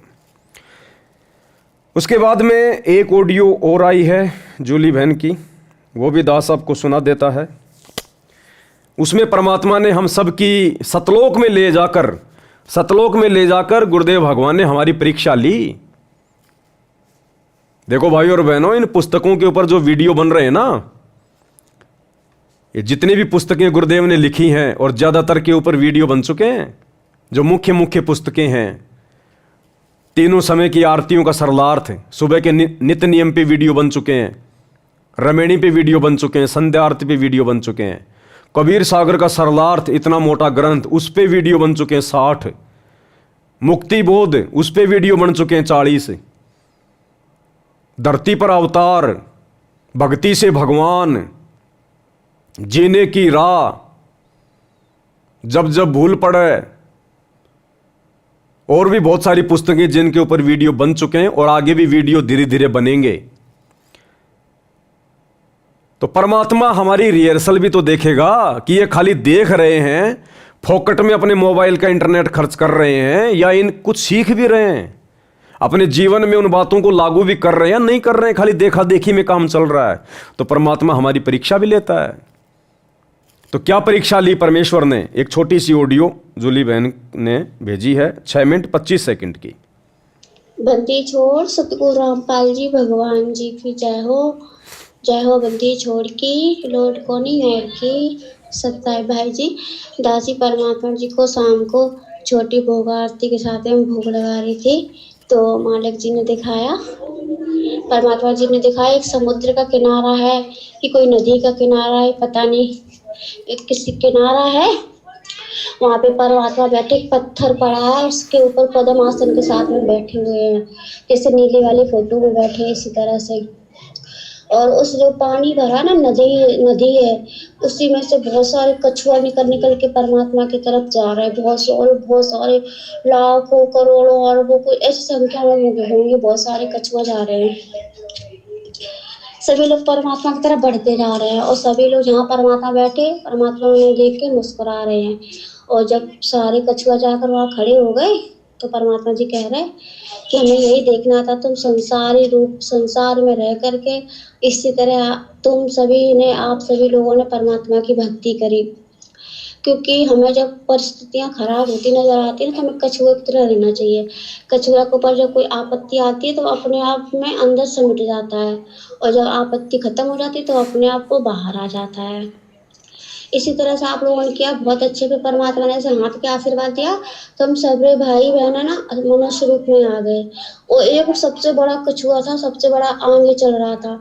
जब परमात्मा ने आशीर्वाद दिया तो वो सबसे बड़ा कछुआ जो था ना वो पवन भैया जी आप जी थे। तो सबसे पहले आगे आप थे, फिर बाकी के सारे भाई बहन पीछे थे। फिर सभी लोग है ना आगे चल के पर, और एक तरफ से दिखाया परमात्मा ने, एक तरफ से दलदल सा भरा है, दलदल सा, उसी दलदल से भी कछुआ निकल के आ रहे हैं। वो तो ऐसी मिट्टी में सने हैं, गंदे से हैं। और जो पानी में से निकल के आ रहे हैं वो एकदम साफ और अच्छे हैं, बहुत चमक मार रहे हैं कछुआ, वो जो अच्छे से पानी से निकल के आ रहे हैं। फिर परमात्मा ने आशीर्वाद दिया, सारे मनुष्य बन गए, सभी सब सेवक भाई बहन बन गए। फिर परमात्मा ने इशारा किया, एक दूसरे तरफ समुद्र है, उधर एक नाव है। नाव स्पीकर वाली होती, कौन सी दासी को कहना भी नहीं आता, पता नहीं कौन सी होती, वो चलती इंजन से। इसी तरह की वो नाव है। जो खेवट वाली होती वो नाव नहीं है, क्योंकि वो तो नाव समुद्र की लहरों में डूब जाएगी, पार हो ही नहीं पाएगी। उसी नाव में परमात्मा सभी भाई बहनों को बिठा लिया, फिर से उन सबको कछुआ बना दिया, सब लोग कछुआ के रूप में आ गए। और जो गंदे कछुआ थे उनके कार्य दूसरी नाव है और उसमें बैठ गए। परमात्मा कह रहा तुम्हारा इस युग में तो उद्धार होगा नहीं, अगले युग में तुम्हें देखेंगे। तो उनको दूसरे नाव में बिठा दिया। वो उनके साथ में कोई और खेवट को खे रहा है, कहीं इधर उल्टा मार जाती कि उधर घूम जाती, अल्ट पलट कर रही इस तरह से। और जिस नाव में हम बैठे स्पीकर वाली, जो कौन सी भी होती जो भी हो, वो एकदम तेज परमात्मा जिसको स्पीड में चला रहा है, एकदम लहरों से उठाते हुए ले जा चली जा रही है नाव। खूब लहरें ऊपर ऊपर उछल रही है, पानी की लहरें समुद्र की खूब तेज तेज है। और परमात्मा बिल्कुल डर गए। हम सभी भाई बहन जितने ना कछुआ रूप में सब परमात्मा की महिमा शब्द गाते हुए जा रहे हैं। फिर आगे निकल गए, फिर वहां पे एक दूसरी दुनिया है। और समुद्र से आगे गए, वहां की जमीन अलग है, वहां की हरियाली अलग है। फिर वहां पे किनारे जाके परमात्मा ने वो रोका उस नाव को, जो जो होती इंजन वाली, उसको। फिर सारे भाई बहन उसमें से मतलब कछुआ बन करके उतरे, कछुआ बन करके उतरे। और वहां पर जब हम अंदर को गए, बहुत हरियाली बहुत है। वहां पे भी एक परम पिता परमात्मा सतगुरु रामपाल जी अपने दूसरे रूप में वहां पे विराजमान है। और हम जब सब लोग पहुंचे तो परमात्मा ने आशीर्वाद दिया, तो हम सब लोग फिर मनुष्य बन गए। तो परमात्मा जी कह रहे जो दूसरे परमात्मा रूप में बैठे हैं ना, वहाँ पे वो हरियाली सी है, वहाँ पे एकदम चट्टान, वहाँ के घर सोने के बने बहुत अच्छी जगह है। वहाँ पे सतलोक ही होगा, और क्या होगा, और सतलोक से तो कोई सुंदर जगह हो ही नहीं सकती है। तो हम सब लोग उतर के गए तो परमात्मा जी हमें कह रहे हैं कि बेटा जाओ, ये तुम्हारा सामने भगवान बैठा है। यानी परमात्मा का दूसरा रूप है, वही जो यहाँ पे है, वही आसन पर विराजमान है। कह रहे जाओ अपने परमात्मा को दंडवत प्रणाम करो। और परमात्मा जी कह रहे हैं अपने दूसरे रूप में कि मालिक आपका दास, आपका कुत्ता आपके बच्चों को ले आया। तो वो खूब खुश हो रहे। और हमसे सभी भाई बहनों से परमात्मा जी कह रहे हैं बेटा है ना दंडवत प्रणाम करो, ये तुम्हारे गुरु, हम तो इनके दास थे। फिर हम सभी भाई बहनों ने सब लोगों ने परमात्मा की तरफ देखा, जो हमारे साथ में सतगुरु रामपाल जी भगवान गए थे, हमने उनको दंडवत प्रणाम किया। जो परमात्मा का दूसरा रूप उस बैठा था ना वहाँ पे सिंहासन, उसको मैं दंडवत प्रणाम नहीं किया। हमने हमारे गुरु जी से कहा कि हे परमात्मा, आप हमारे सर्वशक्तिमान अंतर्यामी परमात्मा, आप ही हमारे सतगुरु हो, आप ही हमारे भगवान हो, आप ही हमारे पिता हो, आप ही पूर्ण ब्रह्म परमेश्वर हो। और हम आपको जानते हैं, हम इनको नहीं जानते। आप अपने कितने भी रूप बना लो, हमारे लिए वो मायने नहीं रखते। हमारे लिए वो रूप मायने रखता है जो आप जिस रूप में आपने हमें दीक्षा दी, हमें इस दलदल से, इस गंदगी से निकाला, हमें भक्ति दी, हमें मर्यादा में रह के भक्ति करा, इसलिए हमारे गुरु जी आप हो। और हम सभी भाई बहनों ने जो दूसरा रूप था उसको दंडवत प्रणाम नहीं किया। जो हमारे साथ में सतगुरु रामपाल जी भगवान जी गए थे, हमने उनको दंडवत प्रणाम किया। परमात्मा इससे खूब खुश हुए और सबको सीने से लगा लिया। परमात्मा ने कहा ये तुम्हारी आखिरी और लास्ट परीक्षा थी, हमें ये देखना था कि तुम किस रूप को दंडवत प्रणाम करोगे। तुम पास हुए, अब तुम यहाँ मौज करो, अपने आजीवन हमेशा हमेशा के लिए यहाँ तुम रहो, तुम्हारा निवास हो चुका है। और फिर वो जो परमात्मा का रूप हमारे साथ यहाँ से गया था, वो वाला रूप जो वहाँ पे जो बैठा हुआ था सिंहासन पे, उसमें समा गया।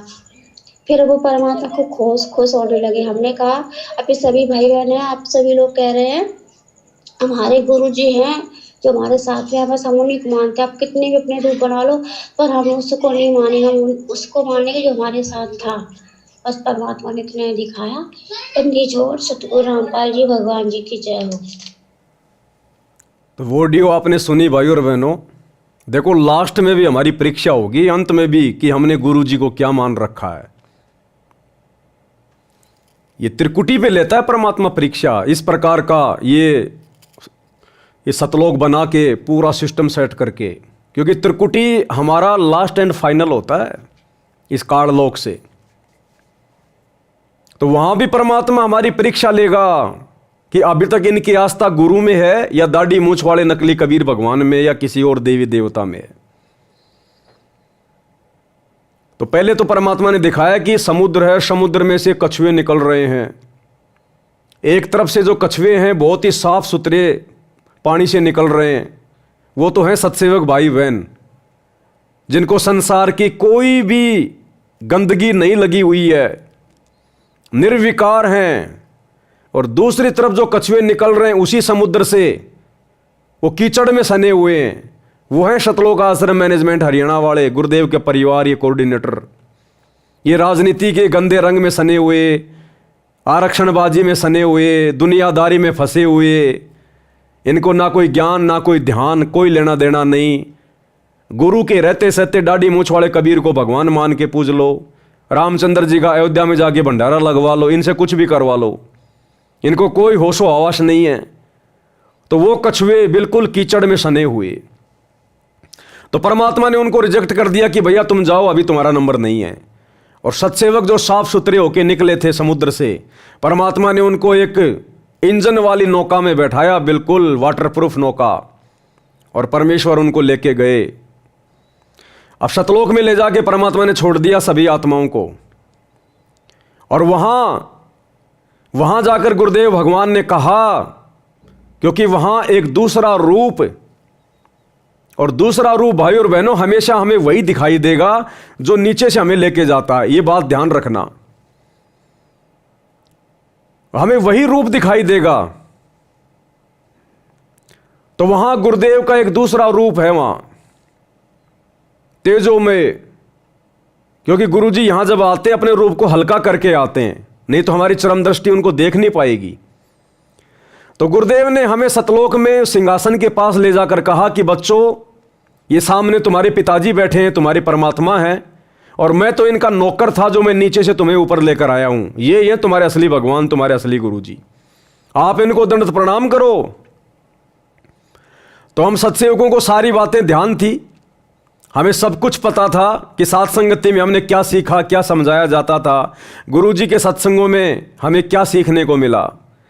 तो हम सभी सत्सेवक भाई बहनों ने उल्टा अपने गुरुजी को ही दंडवत प्रणाम किया। उस सिंहासन पर बैठे हुए तेजो में शरीर को दंडवत प्रणाम नहीं किया हमने अपने गुरुजी को ही दंडवत प्रणाम किया कि हमारे परमात्मा, हमारे कबीर आप हैं, हम आपके सिवा किसी को नहीं जानते। अगर आप सिंहासन पे बैठोगे तो आपको दंडवत प्रणाम करेंगे, आपके अलावा चाहे कितने रूप आप खुद ही क्यों ना बना लो, हम दंडवत प्रणाम नहीं करेंगे। हमारे दिल में, हमारे मन में, हमारे शरीर के रोम रोम में केवल आप, हमारे गुरुदेव भगवान बसे हुए हैं, केवल आपकी सूरत बसी हुई है। इसके अलावा चाहे कोई कितना बड़ा भगवान आ जाओ, हमारे लिए कुछ नहीं है। तो गुरुदेव भगवान बड़े प्रसन्न हुए, बड़े खुश हुए, सबको सीने से लगाया और कहा कि बच्चों, ये तुम्हारी लास्ट परीक्षा थी।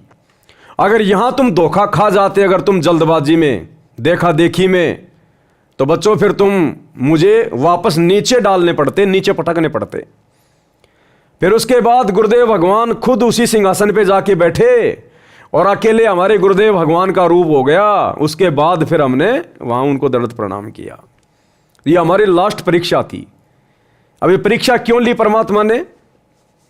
अभी तो परमात्मा देखो हमारे को नकल करवा रहे हैं।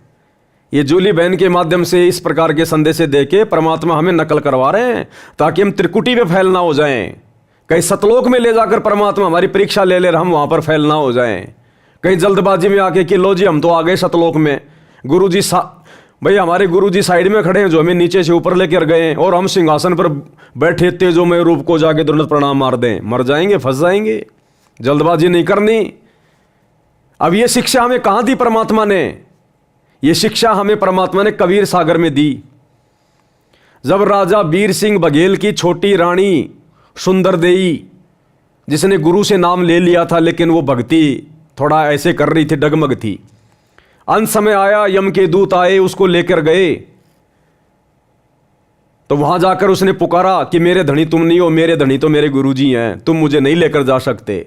तो यमदूतों ने कहा कि अपने धनी को याद कर ले, अगर तेरा कोई धनी है तो सुंदरदेव ने अपने गुरुजी को याद किया, क्योंकि उसको पता चल गया कि गुरुजी जो बात कहा करते थे बिल्कुल सही है। यहां तो यम के दूत आ गए भाई, मैं तो भक्ति को हल्के में ले रही थी। उसने हृदय से अपने गुरुदेव को याद किया। गुरुदेव वहां जाकर, ये तो शब्द स्वरूपी राम है, प्रकट हो गए। यमदूतों से छुड़वाया, वहां पर जो है प्रकाश ही प्रकाश हो गया और यमदूत उस प्रकाश से डर के भाग गए। अब परमात्मा उस आत्मा को लेकर गुरु रूप में जो 650 साल पहले आए थे, उस रूप में आत्मा को लेकर कहां गए? सचखंड में। और सचखंड में सुंदरदेव ने देखा कि सामने बड़ा सिंहासन है और सिंहासन पे परमात्मा बैठा हुआ है। और सुंदरदेव ने जाकर उसको दंडवत मार दिया, अपने गुरुजी की तरफ ध्यान नहीं दिया। सुंदरदेव ने जाके सिंहासन वाले परमात्मा को, तेजोमय शरीर को दंडवत कर दिया। और तेजोमय शरीर वाले ने कहा सुंदरदेव के सतगुरु से, जो साइड में खड़े थे, कि हे कड़िहार, हे सतगुरु, तू मेरी आत्मा को यहां ले आया, मैं तेरे से बड़ा प्रसन्न हूं। इस आत्मा को यहां लाने में इतनी देर क्यों कर दी? तो उन्होंने बताया जी ऐसे ऐसे इसकी भक्ति पूरी नहीं हो पाई थी, ऐसा है वैसा था।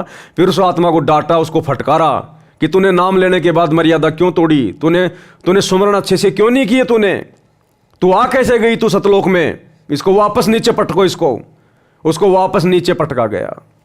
वो फैल हो गई वहां पर।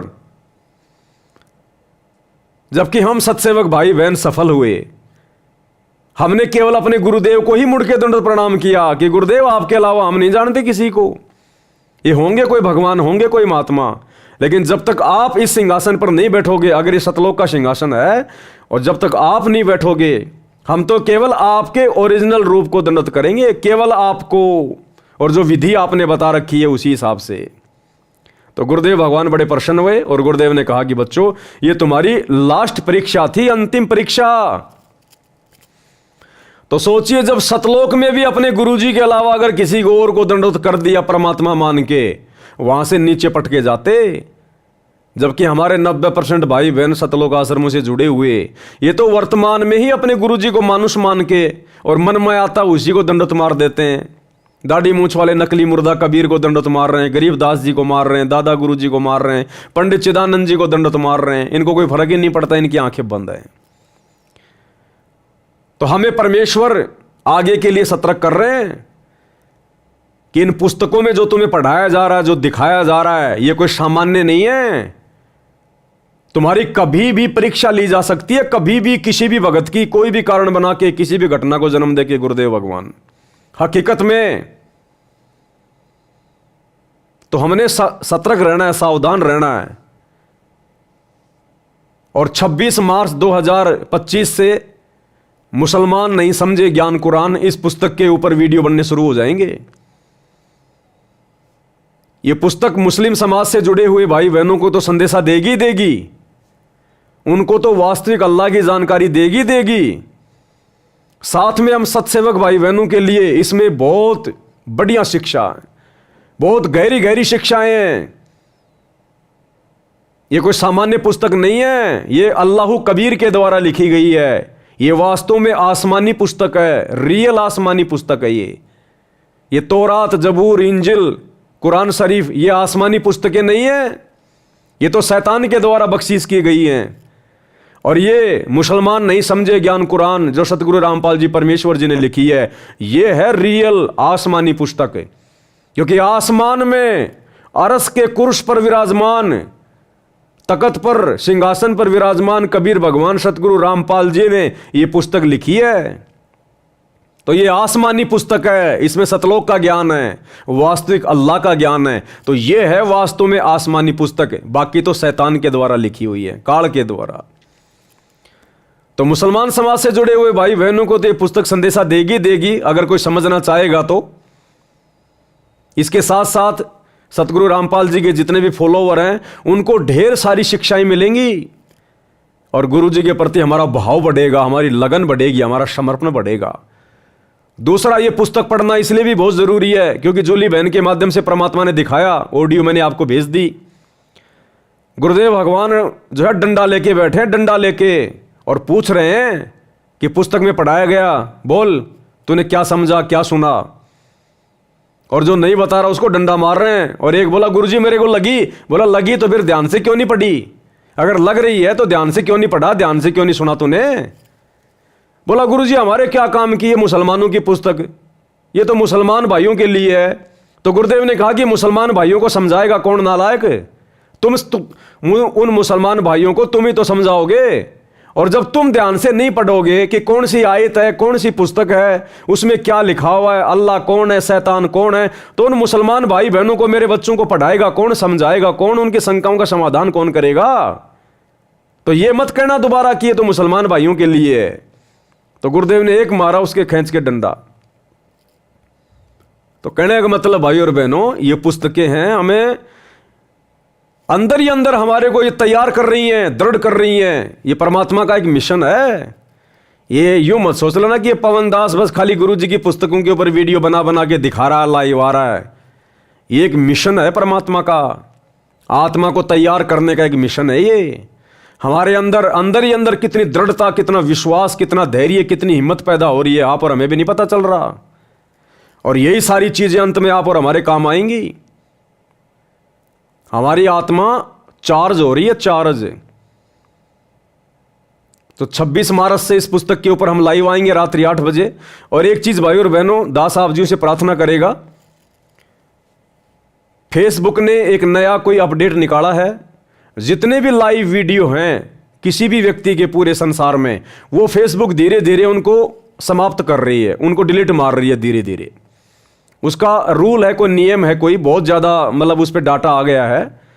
अब इतना डाटा फेसबुक सहन नहीं कर पा रहा है, दुनिया भर के वीडियो बना बना के लोगों ने डाल रखे हैं।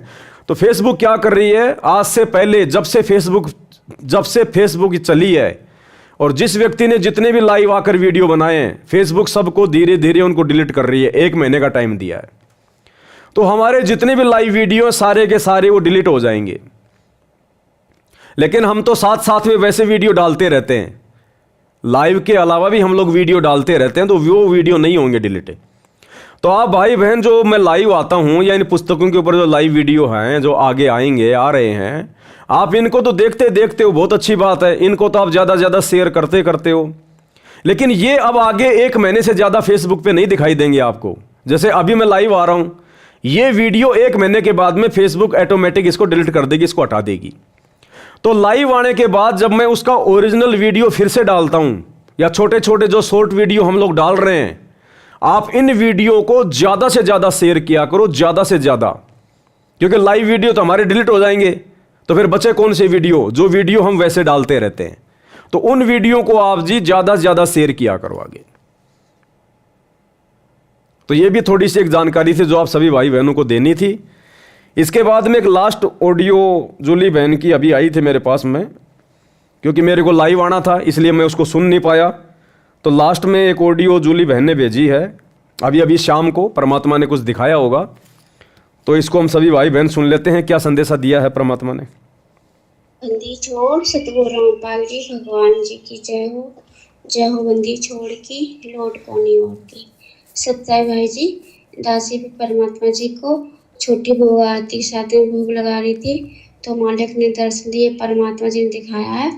परमात्मा जी ने दिखाया है जब वो जेल धाम से मतलब आ रहे हैं, तो राष्ट्रपति मुर्मू और प्रधानमंत्री नरेंद्र मोदी जी, तो उन लोगों ने ना परमात्मा के लिए उनको माला पहनाई है, और एक पट्टा शॉल जैसा वो सम्मान के साथ मालिक को उड़ाया है।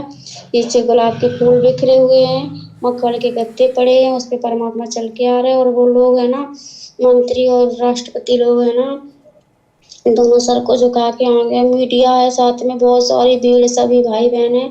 आप परमात्मा जी के साथ में हो, एक किताब लिए, एक पेन लिए हो और आ रहे हो, और सभी लोग उनको परमात्मा जी को दंडवत प्रणाम कर रहे हैं। परमात्मा थोड़े विरुद्ध से दिख रहे हैं, धोती कुर्ता पहने हुए हैं, पगड़ी लगाए हैं, और उन लोग और परमात्मा जी के कुछ भाई बहन माला भी पहना रहे हैं। और एरोप्लेन खड़ा है, एरोप्लेन खड़ा है, तो परमात्मा जी कह रहे हैं कि बेटा व्यवस्था होगी। आप जी से कह रहे हैं, आप जी कह रहे हैं हाँ मालिक। तो परमात्मा जी एरोप्लेन में बैठ गए हैं, एरोप्लेन में बैठ गए हैं ना।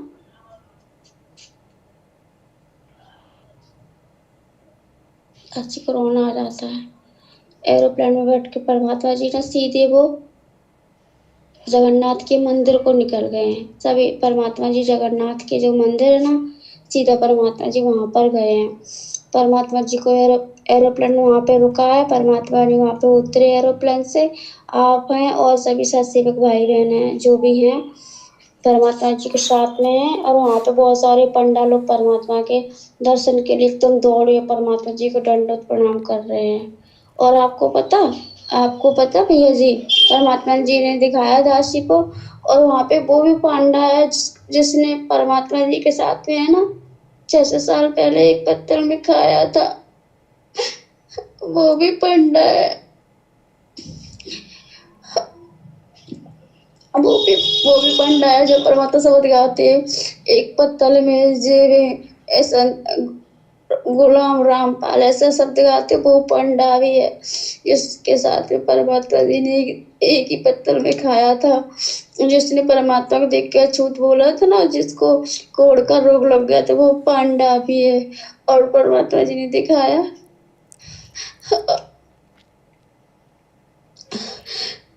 और परमात्मा जी दिखाया वो भी भगत है जो खिचड़ी बना रहा था ना, जिसके पैर में खिचड़ी गिरने से वो जल गया था। और परमात्मा कबीर साहब रूप में आए थे। तो परमात्मा जी सिकंदर लोधी के दरबार में बैठे थे। जब परमात्मा जी ने अपने चरणों में जल डाला था, तो उस पंडित की पैर की आंच बुझ गई थी। वो पांडा भी है, दोनों पांडे हैं। जब परमात्मा जी पहुंचे तो दोनों दौड़ के परमात्मा जी को दंडवत प्रणाम कर रहे हैं। और वहां पे एक और वृद्ध पंडा है, परमात्मा कह रहे वो दौड़ के आया, परमात्मा जी को दंडवत प्रणाम किया उसने। परमात्मा जी ने उसे अपने सीने से लगाया, कह रहे हे भगवान, हे मालिक, आपकी सेवा पूरी हुई, आपने जो उद्देश्य दास को सौंपा था ये पूरा हुआ, अब दास का अंत कीजिए। तो परमात्मा कह रहे करूंगा अभी नहीं। तो फिर परमात्मा के बगल में बैठ गया। परमात्मा कह रहे हमें उदाहरण बनाने थे, इसलिए हमने तुमको अभी तक रखा है। और वो खूब रो रहे हैं जिसने परमात्मा जी के साथ में भंडारा किया था 600 साल पहले, वो भंडारा करे। वो पंडे लोग रो रहे, जो पंडे लोग और है ना, वो भी बहुत रो रहे हैं, कह रहे प्रभु आपने दास को दर्शन दे के कृत्य किया, आपके दर्शन हुए भगवान, कितना समय लगाया अपने यहाँ आने में, हम कब से आपका इंतजार कर रहे, हमारी आंखें तरस रही थी आपके इंतजार में। तो परमात्मा जी कह रहे हमारा समय था जो निर्धारित कर रखा था, उसी समय आना था। अब हम यहीं रहेंगे और यहीं तुम सबको अपनी शरण में लेंगे। और भी बहुत से बच्चे जिन्हें हमें अपनी शरण में लेना, अब हमें वहां नहीं रहना जो यहाँ का आश्रम है। परमात्मा कह रहे हमें यहाँ नहीं रहना है। बस परमात्मा ये सब दिखा रहे हैं, बस परमात्मा जी और इतना ही दिखा रहे हैं। और सभी भाई बहन वहीं पे, तो जहाँ पे परमात्मा जी ने वो रोका था ना समुद्र को, बैठ के परमात्मा जी चौरा वहीं पे बैठ के परमात्मा सत्संग कर रहे हो। बहुत सारे परमात्मा के जो है ना आगे पीछे बॉडीगार्ड लगे, जो बहुत उतनी लंबे चौड़े होती है बॉडीगार्ड, वो बॉडीगार्ड लगे हुए हैं परमात्मा के आगे पीछे। और वो राष्ट्रपति मुर्मू है और नरेंद्र मोदी है, वो भी आगे, मतलब जैसे कोई बड़ा आदमी आता अपने परमात्मा तो है ही बड़े आदमी, तो साथ देते अलग हटो हाथ ऐसे करते, ऐसे वो लोग अलग कर रहे हैं। और राष्ट्रपति मुर्मू और नरेंद्र मोदी जी चप्पल नहीं पहने, नंगे पैर है परमात्मा के साथ में। और भी भाई बहन वो चप्पल नहीं पहने, वो उनके पैर नंगे हैं, परमात्मा पहने हैं चप्पल। सॉरी भगवान जी, चरण पादुका वो होती नहीं जो राजस्थानी लोग पहनते, मैंने कभी देखा बड़े बड़े महाराजा को, उनके आगे से वो मुड़ी सी होती है, जूतियां होती हैं आगे, उनकी नोक ऊपर को ऐसी मुड़ी होती है, उसे क्या कहते पता नहीं, वो परमात्मा पहने हैं, मोजड़ी सी हैं वो परमात्मा जी पहने, सफेद कलर के चमक रही, हीरे मोती पड़ने से बहुत दमक रहे हैं। और परमात्मा सबको आशीर्वाद दे। सब इतनी तरह रो रहे चिल्ला रहे, बहुत जोर जोर से बिलख रहे हैं। बस परमात्मा जी ने इतना ही दिखाया। वो क्या ना दासी कुछ तो भूल जाती है, इतना टाइम कुछ होता है घर का, ऐसा लगता है कोई आना जाए बीच में, इसलिए दासी को जल्दी जल्दी बोलना पड़ता है। इसलिए क्षमा करें सभी भाई बहन, दासी को माफ करें। सत्ताइब जो बंदी छोड़ के लौट कोनी और के बंदी छोड़, सतगुरु रामपाल जी भगवान जी की जय हो, की जय हो। अब भाई और बहनों क्या है, ये बातें तो हैं बिल्कुल सत्य, इनमें कोई दो राय नहीं है। लेकिन ये बातें उन लोगों के समझ में नहीं आएंगी जो लोग अभी सतगुरु रामपाल जी की शरण में नहीं हैं या जिनके पिछले संस्कार मजबूत नहीं हैं। तो उन लोगों की ये बातें समझ में नहीं आएंगी। ये बातें जिस समय हजरत मोहम्मद जी आए थे 1400 साल पहले, और जब उनके ऊपर आयतें नाजिर हुआ करती थी, ऊपर से को फरिश्ता आता था, तो हजरत मोहम्मद के परिवार वाले, उनके गांव वाले, उस समय जो कुरैश थे, जो अरब के लोग थे, वो उनका मजाक उड़ाया करते थे कि ये मोहम्मद आज क्या लाया संदेशा, आज तेरे भगवान ने क्या भेजा है, क्यों दुनिया को ठग रहा है, क्यों दुनिया को मूर्ख बना रहा है। बहुत प्रकार की यातनाएं दिया करते थे उसको कि बस तू ही है एकमात्र नबी, तेरे अलावा तो कोई है ही नहीं। अपने आप को नबी कहता है। जब वो नमाज करता था तो उसको गालियां दिया करते थे, पत्थर मारा करते थे। तो ये कोई बड़ी बात नहीं है भाई और बहनों। जिस समय कोई भी महापुरुष आता है उस समय लोग उसको नहीं पहचानते, नहीं जान पाते, उसके साथ दुर्व्यवहार करते हैं और फिर सैकड़ों साल बाद उसको भगवान मान के उसकी मूर्ति को पूजते हैं। अब क्या मिलेगा? टट्टू मिलेगा, कुछ नहीं मिलेगा। त्रेता में श्री रामचंद्र जी आए, 3 लोक के भगवान, जितना कुछ था उनके पास वो त्रेता में दे सकते थे जिस समय वो जीवित थे। मरने के बाद कुछ नहीं है। तो त्रेता में देख लो श्री रामचंद्र जी की क्या दुर्गति कर दी हम लोगों ने। बेचारे की औरत को उठा ले गए, पता नहीं क्या क्या ताने मार के वापस सीता को जंगल में निकाल दिया। और अंत में श्री रामचंद्र जी की ऐसी दुर्गति हुई, आत्महत्या करनी पड़ी उसको। सरयू नदी में जाके छलांग मार के मरा आत्महत्या करके, जिसको शास्त्रीय भाषा में कहते हैं जल समाधि ली। जल समाधि का मतलब डूब के मरना। कभी जिंदगी में ठंडा गिलास पानी का नहीं पिया होगा श्री रामचंद्र जी ने। और वो तो वैसे भी अपना कर्म भोगने के लिए आया था। नारद ने इसको श्राप दे रखा था। वो तो अपना कर्म भोगने आया था। यहां कोई किसी को भक्ति देने थोड़ी आया था, कोई किसी का मोक्ष करने थोड़ी आया था। वो तो अपना श्राप भोगने के लिए आया था। लेकिन उस समय उसको किसी ने नहीं माना, ना विष्णु माना, ना विष्णु का कोई अवतार माना, और सब ने उसके साथ में ऐसे ही बदसलूकियां की। खुद का परिवार उनको नहीं मानता था। अगर खुद का परिवार उनको भगवान मानता, विष्णु मानता, तो वो कई अपने बेटे के लिए राज्य और राम के लिए वनवास थोड़ी मांगती, कभी नहीं मांगती। द्वापर में श्री कृष्ण जी आए, घर में दुश्मन पैदा हो गए। घर में जन्म लिया नहीं उससे पहले मामा दुश्मन हो गया कंस। कभी पूतना मारने आ रही है, कभी जरासिंध, कभी कोई मारने आ रहा है, कभी काल्यावन मारने आ रहा है, कभी केसी, कभी चानौर। अंत में बेचारा मथुरा छोड़ के दुखी होके द्वारिका चला गया और वहां भी चैन से नहीं जिया। अंत में बालिया नाम के शिकारी ने पैर में जहरीला तीर मरा, हाय हाय करके मरा। और 56 करोड़ यादव, उसका परिवार, उसके बेटे दुर्वासा ऋषि के श्राप के कारण श्री कृष्ण जी की आंखों के सामने कट कट के मरे, कट कट के। तो जिस व्यक्ति का पूरा परिवार, पूरा खानदान, पूरा समाज आंखों के सामने मर जाए, वो कभी सुखी हो सकता है क्या? तो यह दुर्गति द्वापर में श्री कृष्ण जी की हुई। उस समय उसको कोई भगवान नहीं मानता था, आज उसकी मूर्तियां पूज रहे हैं। तो वर्तमान में परमात्मा धरती पे है, लेकिन यह दुनिया इतनी आसानी से मानेगी नहीं। और जिन लोगों ने परमात्मा को पहचान लिया, परमात्मा ने पहचान करवाई, और जब वे आत्माएं अपने भगवान की, अपने गुरु की महिमा गाएंगे, तो दुनिया इतनी आसानी से नहीं समझ पाएगी। दुनिया तो अपने भगवानों को नहीं समझ पाई, इस बड़े भगवान को कहां से समझ जाएगी? तो हमने दुनिया वालों की बातों का बुरा नहीं मानना। अगर कोई एक आधा, कोई बेचारा नादान भोला भाड़ा भाई अगर कोई कमेंट्स कर दे कोई इस प्रकार का, क्योंकि ये बातें उसके दिमाग से बाहर की बातें हैं। वो चाहे आईपीएस अधिकारी हो, अगर सतगुरु रामपाल जी की शरण में नहीं है तो आध्यात्मिक लेवल पे 0/0 है, उसको कुछ ज्ञान नहीं है। तो ये बातें आप और हमारे समझ में आएंगी वर्तमान में। जिसको भगवान समझाना चाहेगा उसी के समझ में आएंगी। इसलिए अगर कोई उल्टा सीधा कोई कमेंट्स करता है तो उनकी बातों को सीरियस मत लिया करो। उसको अपनी दुनिया में जीने दो। उसको हम क्या कर रहे हैं वो हमें पता है, और 2028 के आसपास दुनिया को समझ में आ जाएगा कि हम आज जो कर रहे थे वो क्या था। और दुनिया जो फालतू में अपना जो पैर जो तोड़ रही थी मंदिर, मस्जिद, चर्च, गुरुद्वारों में जाके, वो क्या कर रहे थे। तो बहुत जल्द 2028 में ये बातें समझ में आ जाएंगी। तो अद्भुत घटनाएं होंगी, अद्भुत घटनाएं आने वाले समय में। पता नहीं क्या क्या चमत्कार करेगा परमात्मा। होंगे चमत्कार। तब कहीं जाकर सतगुरु रामपाल जी की गैर हाजिरी में हजारों साल तक उनका भक्ति मार्ग चलेगा। नहीं तो काल उनके रहते सहते देख लो, वर्तमान में उनके बेटा बेटी को निमित्त बना के, कोऑर्डिनेटरों को निमित्त बना के संगत में गंदगी फैला दी, तो क्या गुरु जी के सतलोक जाने के बाद काल हजारों साल मार्ग चलने देगा क्या?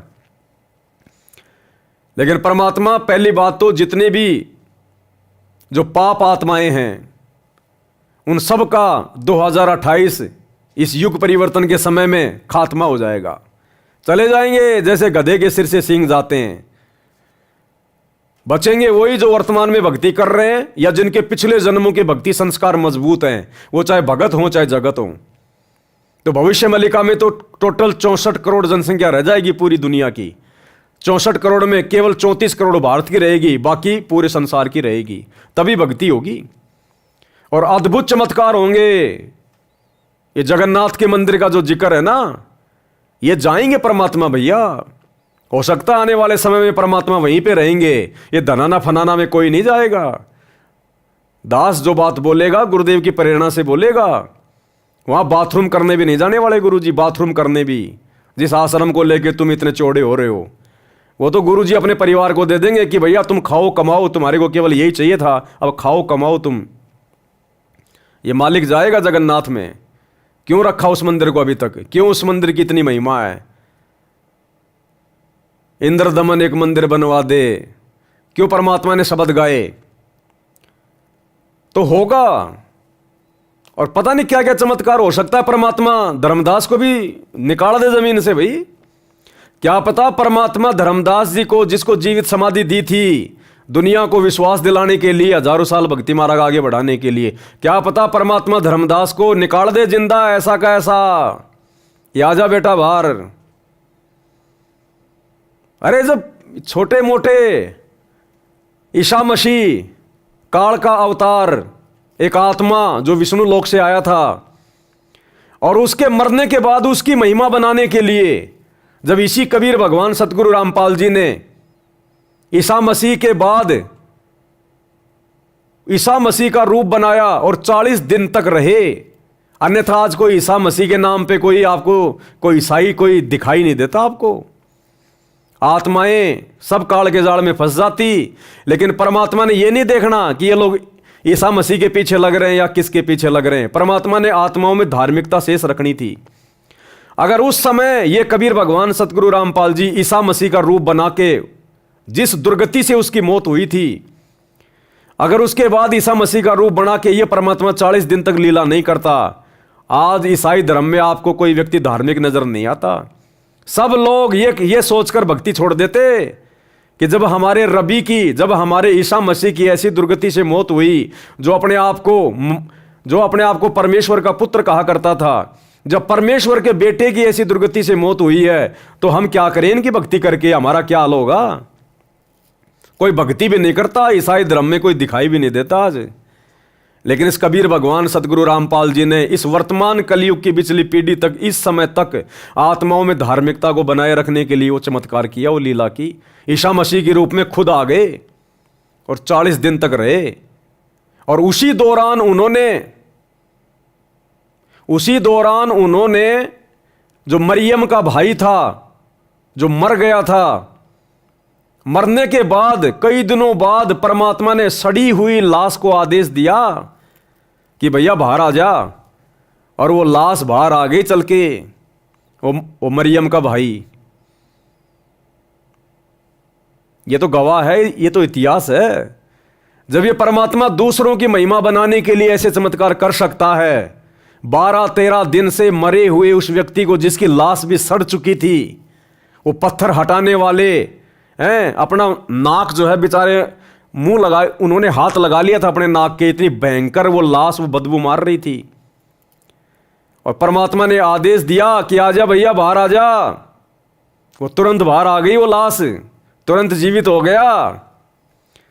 तो क्या परमात्मा धर्मदास को नहीं कर देगा क्या? इसने तो हजारों साल अपना मार्ग चलाना है, पता नहीं क्या क्या चमत्कार करेगा भगवान। ऐसे कौन नमस्कार करेगा इनको? ये दुनिया चमत्कार को नमस्कार करती है, ज्ञान को नहीं करती। ज्ञान से तो गुरुजी को रिजेक्ट कर दिया इन्होंने, मान ही नहीं रहे। भगवान भी थक के 2014 में जेल में जाके बैठ गया कि भाड़ में जाओ अब तुम। ज्ञान से कोई समझ ही नहीं रहा। अब ये परमात्मा बंदर दिखाएगा 2028 तक, और 2028 के बाद फिर ये परमात्मा चमत्कार भी दिखाएगा। ये परमात्मा सहशरीर सतलोक भी जाएगा। ये परमात्मा अपने भगत के साथ में भगत प्रहलाद के लोक में भी जाएगा। क्योंकि जब बाला और मर्दाना जो नानक जी के साथ भगत प्रहलाद के लोक में गए थे, और जब उन्होंने पूछा था तो प्रहलाद जी ने क्या कहा कि भैया या तो यहां पर पहले वो कबीर आया है या फिर आज ये नानक जी आए, और उसके बाद एक और आएगा मेरे लोक में जो नानक जी के जाने के कई साल बाद आएगा, जाट वर्ण में होगा। वो सतगुरु रामपाल जी के लिए कहा गया है। तो ये सतगुरु रामपाल जी उस प्रहलाद की भविष्यवाणी को सत्य साबित करेंगे और अपने किसी भगत को लेकर परमात्मा प्रहलाद के लोक में भी जाएंगे। ये परमात्मा है, परमेश्वर है। तो ना जाने क्या क्या चमत्कार करेगा ये भगवान आने वाले समय में। ऐसे थोड़ी कोई उनको परमात्मा मान लेगी इनको। तो ये तो खैर आगे की बातें, मालिक की मौज, मालिक की मर्जी। लेकिन हम तो एक आइडिया लगा रहे हैं, परमात्मा कुछ न कुछ तो वो करेगा जो आज से पहले नहीं हुआ। अद्भुत करेगा परमात्मा, अद्भुत।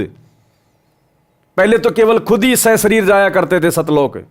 अब की बार परमात्मा भक्तों को भी सह शरीर लेके जाएगा, दुनिया देखेगी, तब जाकर हजारों साल लोग इनकी भक्ति करेंगे।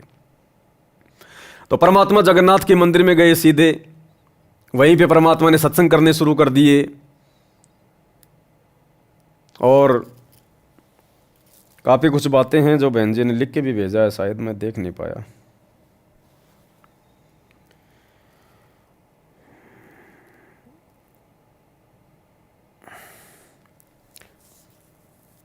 सतसाई भाई जी, परमात्मा जी उस पांडे के साथ में एक ही पत्तल में फिर से भोजन भंडारा राम कर रहे हैं।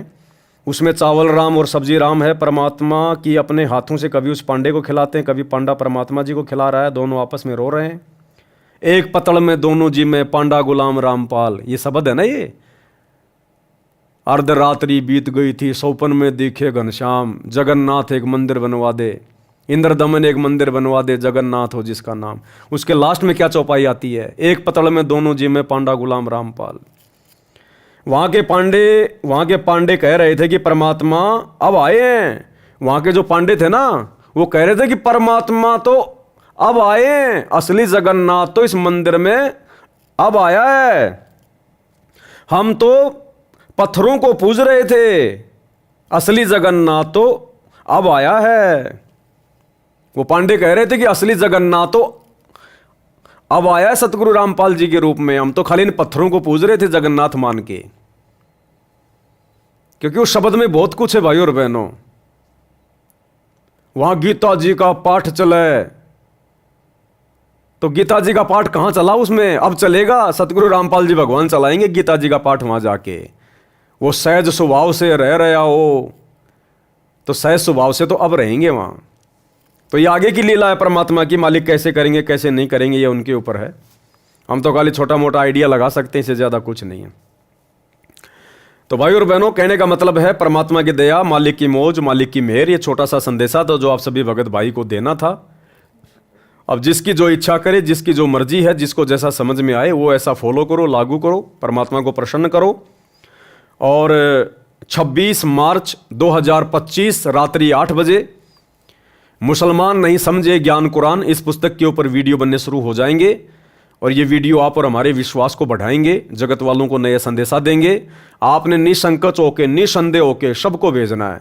देखो आने वाले समय में हिंदू मुसलमान भी होगा और तगड़ा होगा। आप देख लो नागपुर में क्या हो रहा है, किस प्रकार से आपस में औरंगजेब और फलाना दिखना हो रहा है। दिल्ली के जंतर मंतर पे देख लो, 4-5 लाख मुसलमान भाई इकट्ठे हो रहे हैं, क्योंकि उनकी ज़मीनें वगैरह छीनी जा रही हैं। वक्त के ऊपर कोई बिल वगैरह लाया जा रहा है क्या, मैं तो कुछ जानता नहीं ज़्यादा। मुसलमान उससे नाराज़ हैं, मरने मारने की बातें कर रहे हैं कि तैयार रहना। तो भैया ये सतगुरु रामपाल जी भगवान की भविष्यवाणियाँ फैल नहीं होंगी नास्त्रदमस वाली, कि भारत देश के आधे से ज़्यादा राज्यों में राष्ट्रपति शासन लागू हो जाएगा। तो ये 2028 से पहले पहले होना है सारा सब कुछ। ये जो ज्ञान गंगा पुस्तक में लिखा हुआ है ना परमात्मा ने नास्त्रदमस की भविष्यवाणी में, कि उस युग परिवर्तन 2028 से पहले भारत के अधिकतर राज्यों में, अधिकतर यानी 15-16 से ज़्यादा राज्यों में राष्ट्रपति शासन लागू हो जाएगा, आर्मी शासन आपातकालीन। तो ये धीरे धीरे परिस्थितियां बन रही हैं। तो हम भगत भाई बहनों ने मर्यादा में रह के दृढ़ रहना है। ये सतगुरु की भक्ति बचाएगी हमें, ध्यान रखना। माहौल बहुत गंदा होगा, बहुत बिगड़ेगा, घर से बाहर निकलना मुश्किल हो जाएगा, लोग अपने घरों में टट्टी पेशाब करेंगे। ऐसा समय आएगा, दाने दाने के लिए मोहताज हो जाएंगे।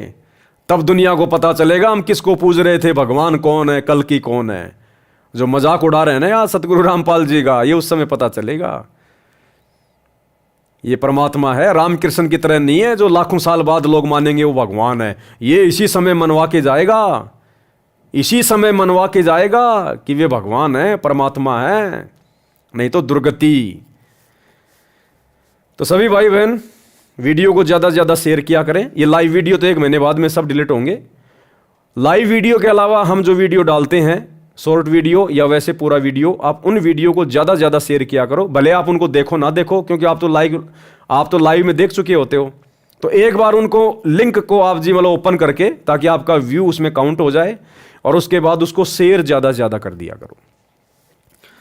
तो आज के वीडियो में केवल इतना ही, क्योंकि दास थोड़ा जल्दबाजी में था और अभी मेरी संध्या आरती भी नहीं हो पाई है। अभी दास संध्या आरती भी करेगा। तो आज के वीडियो में केवल इतना ही। कल दोपहर 2 बजे फिर से हम लाइव आएंगे। दोपहर को 2 बजे विशेष संदेश नंबर 13 का पार्ट नंबर 2 चलेगा। सभी भाई बहन लाइव जुड़िएगा। थोड़ी सी मेरी तबीयत खराब थी, जुकाम ज़्यादा हो गई थी, परमात्मा ने ठीक कर दिया, कोई दिक्कत नहीं। हल्की फुल्की दास ने टेबलेट वगैरह लेता तो नहीं, लेकिन क्योंकि सेवा छूट रही थी। अब बिना टेबलेट के 5 दिन में जुकाम ठीक हो, वो तो ठीक तो होनी थी मालिक की दया से, लेकिन टेबलेट नहीं लूँगा तो 5 दिन और लगेंगे। अब 5 दिन तक फिर हमारी सेवा तो हाथ से निकल जाएगी ना। इसलिए दास ने 2-4 टेबलेट ली। अब मालिक की दया से दया है, ठीक ठाक हो गया। तो कल दोपहर को सभी भाई बहन फिर से लाइव जुड़िए 2 बजे, और इसी प्रकार परमात्मा की महिमा चलती रहेगी। तो आज के वीडियो में केवल इतना ही। बंदी छोड़ सतगुरु रामपाल जी भगवान की जय हो।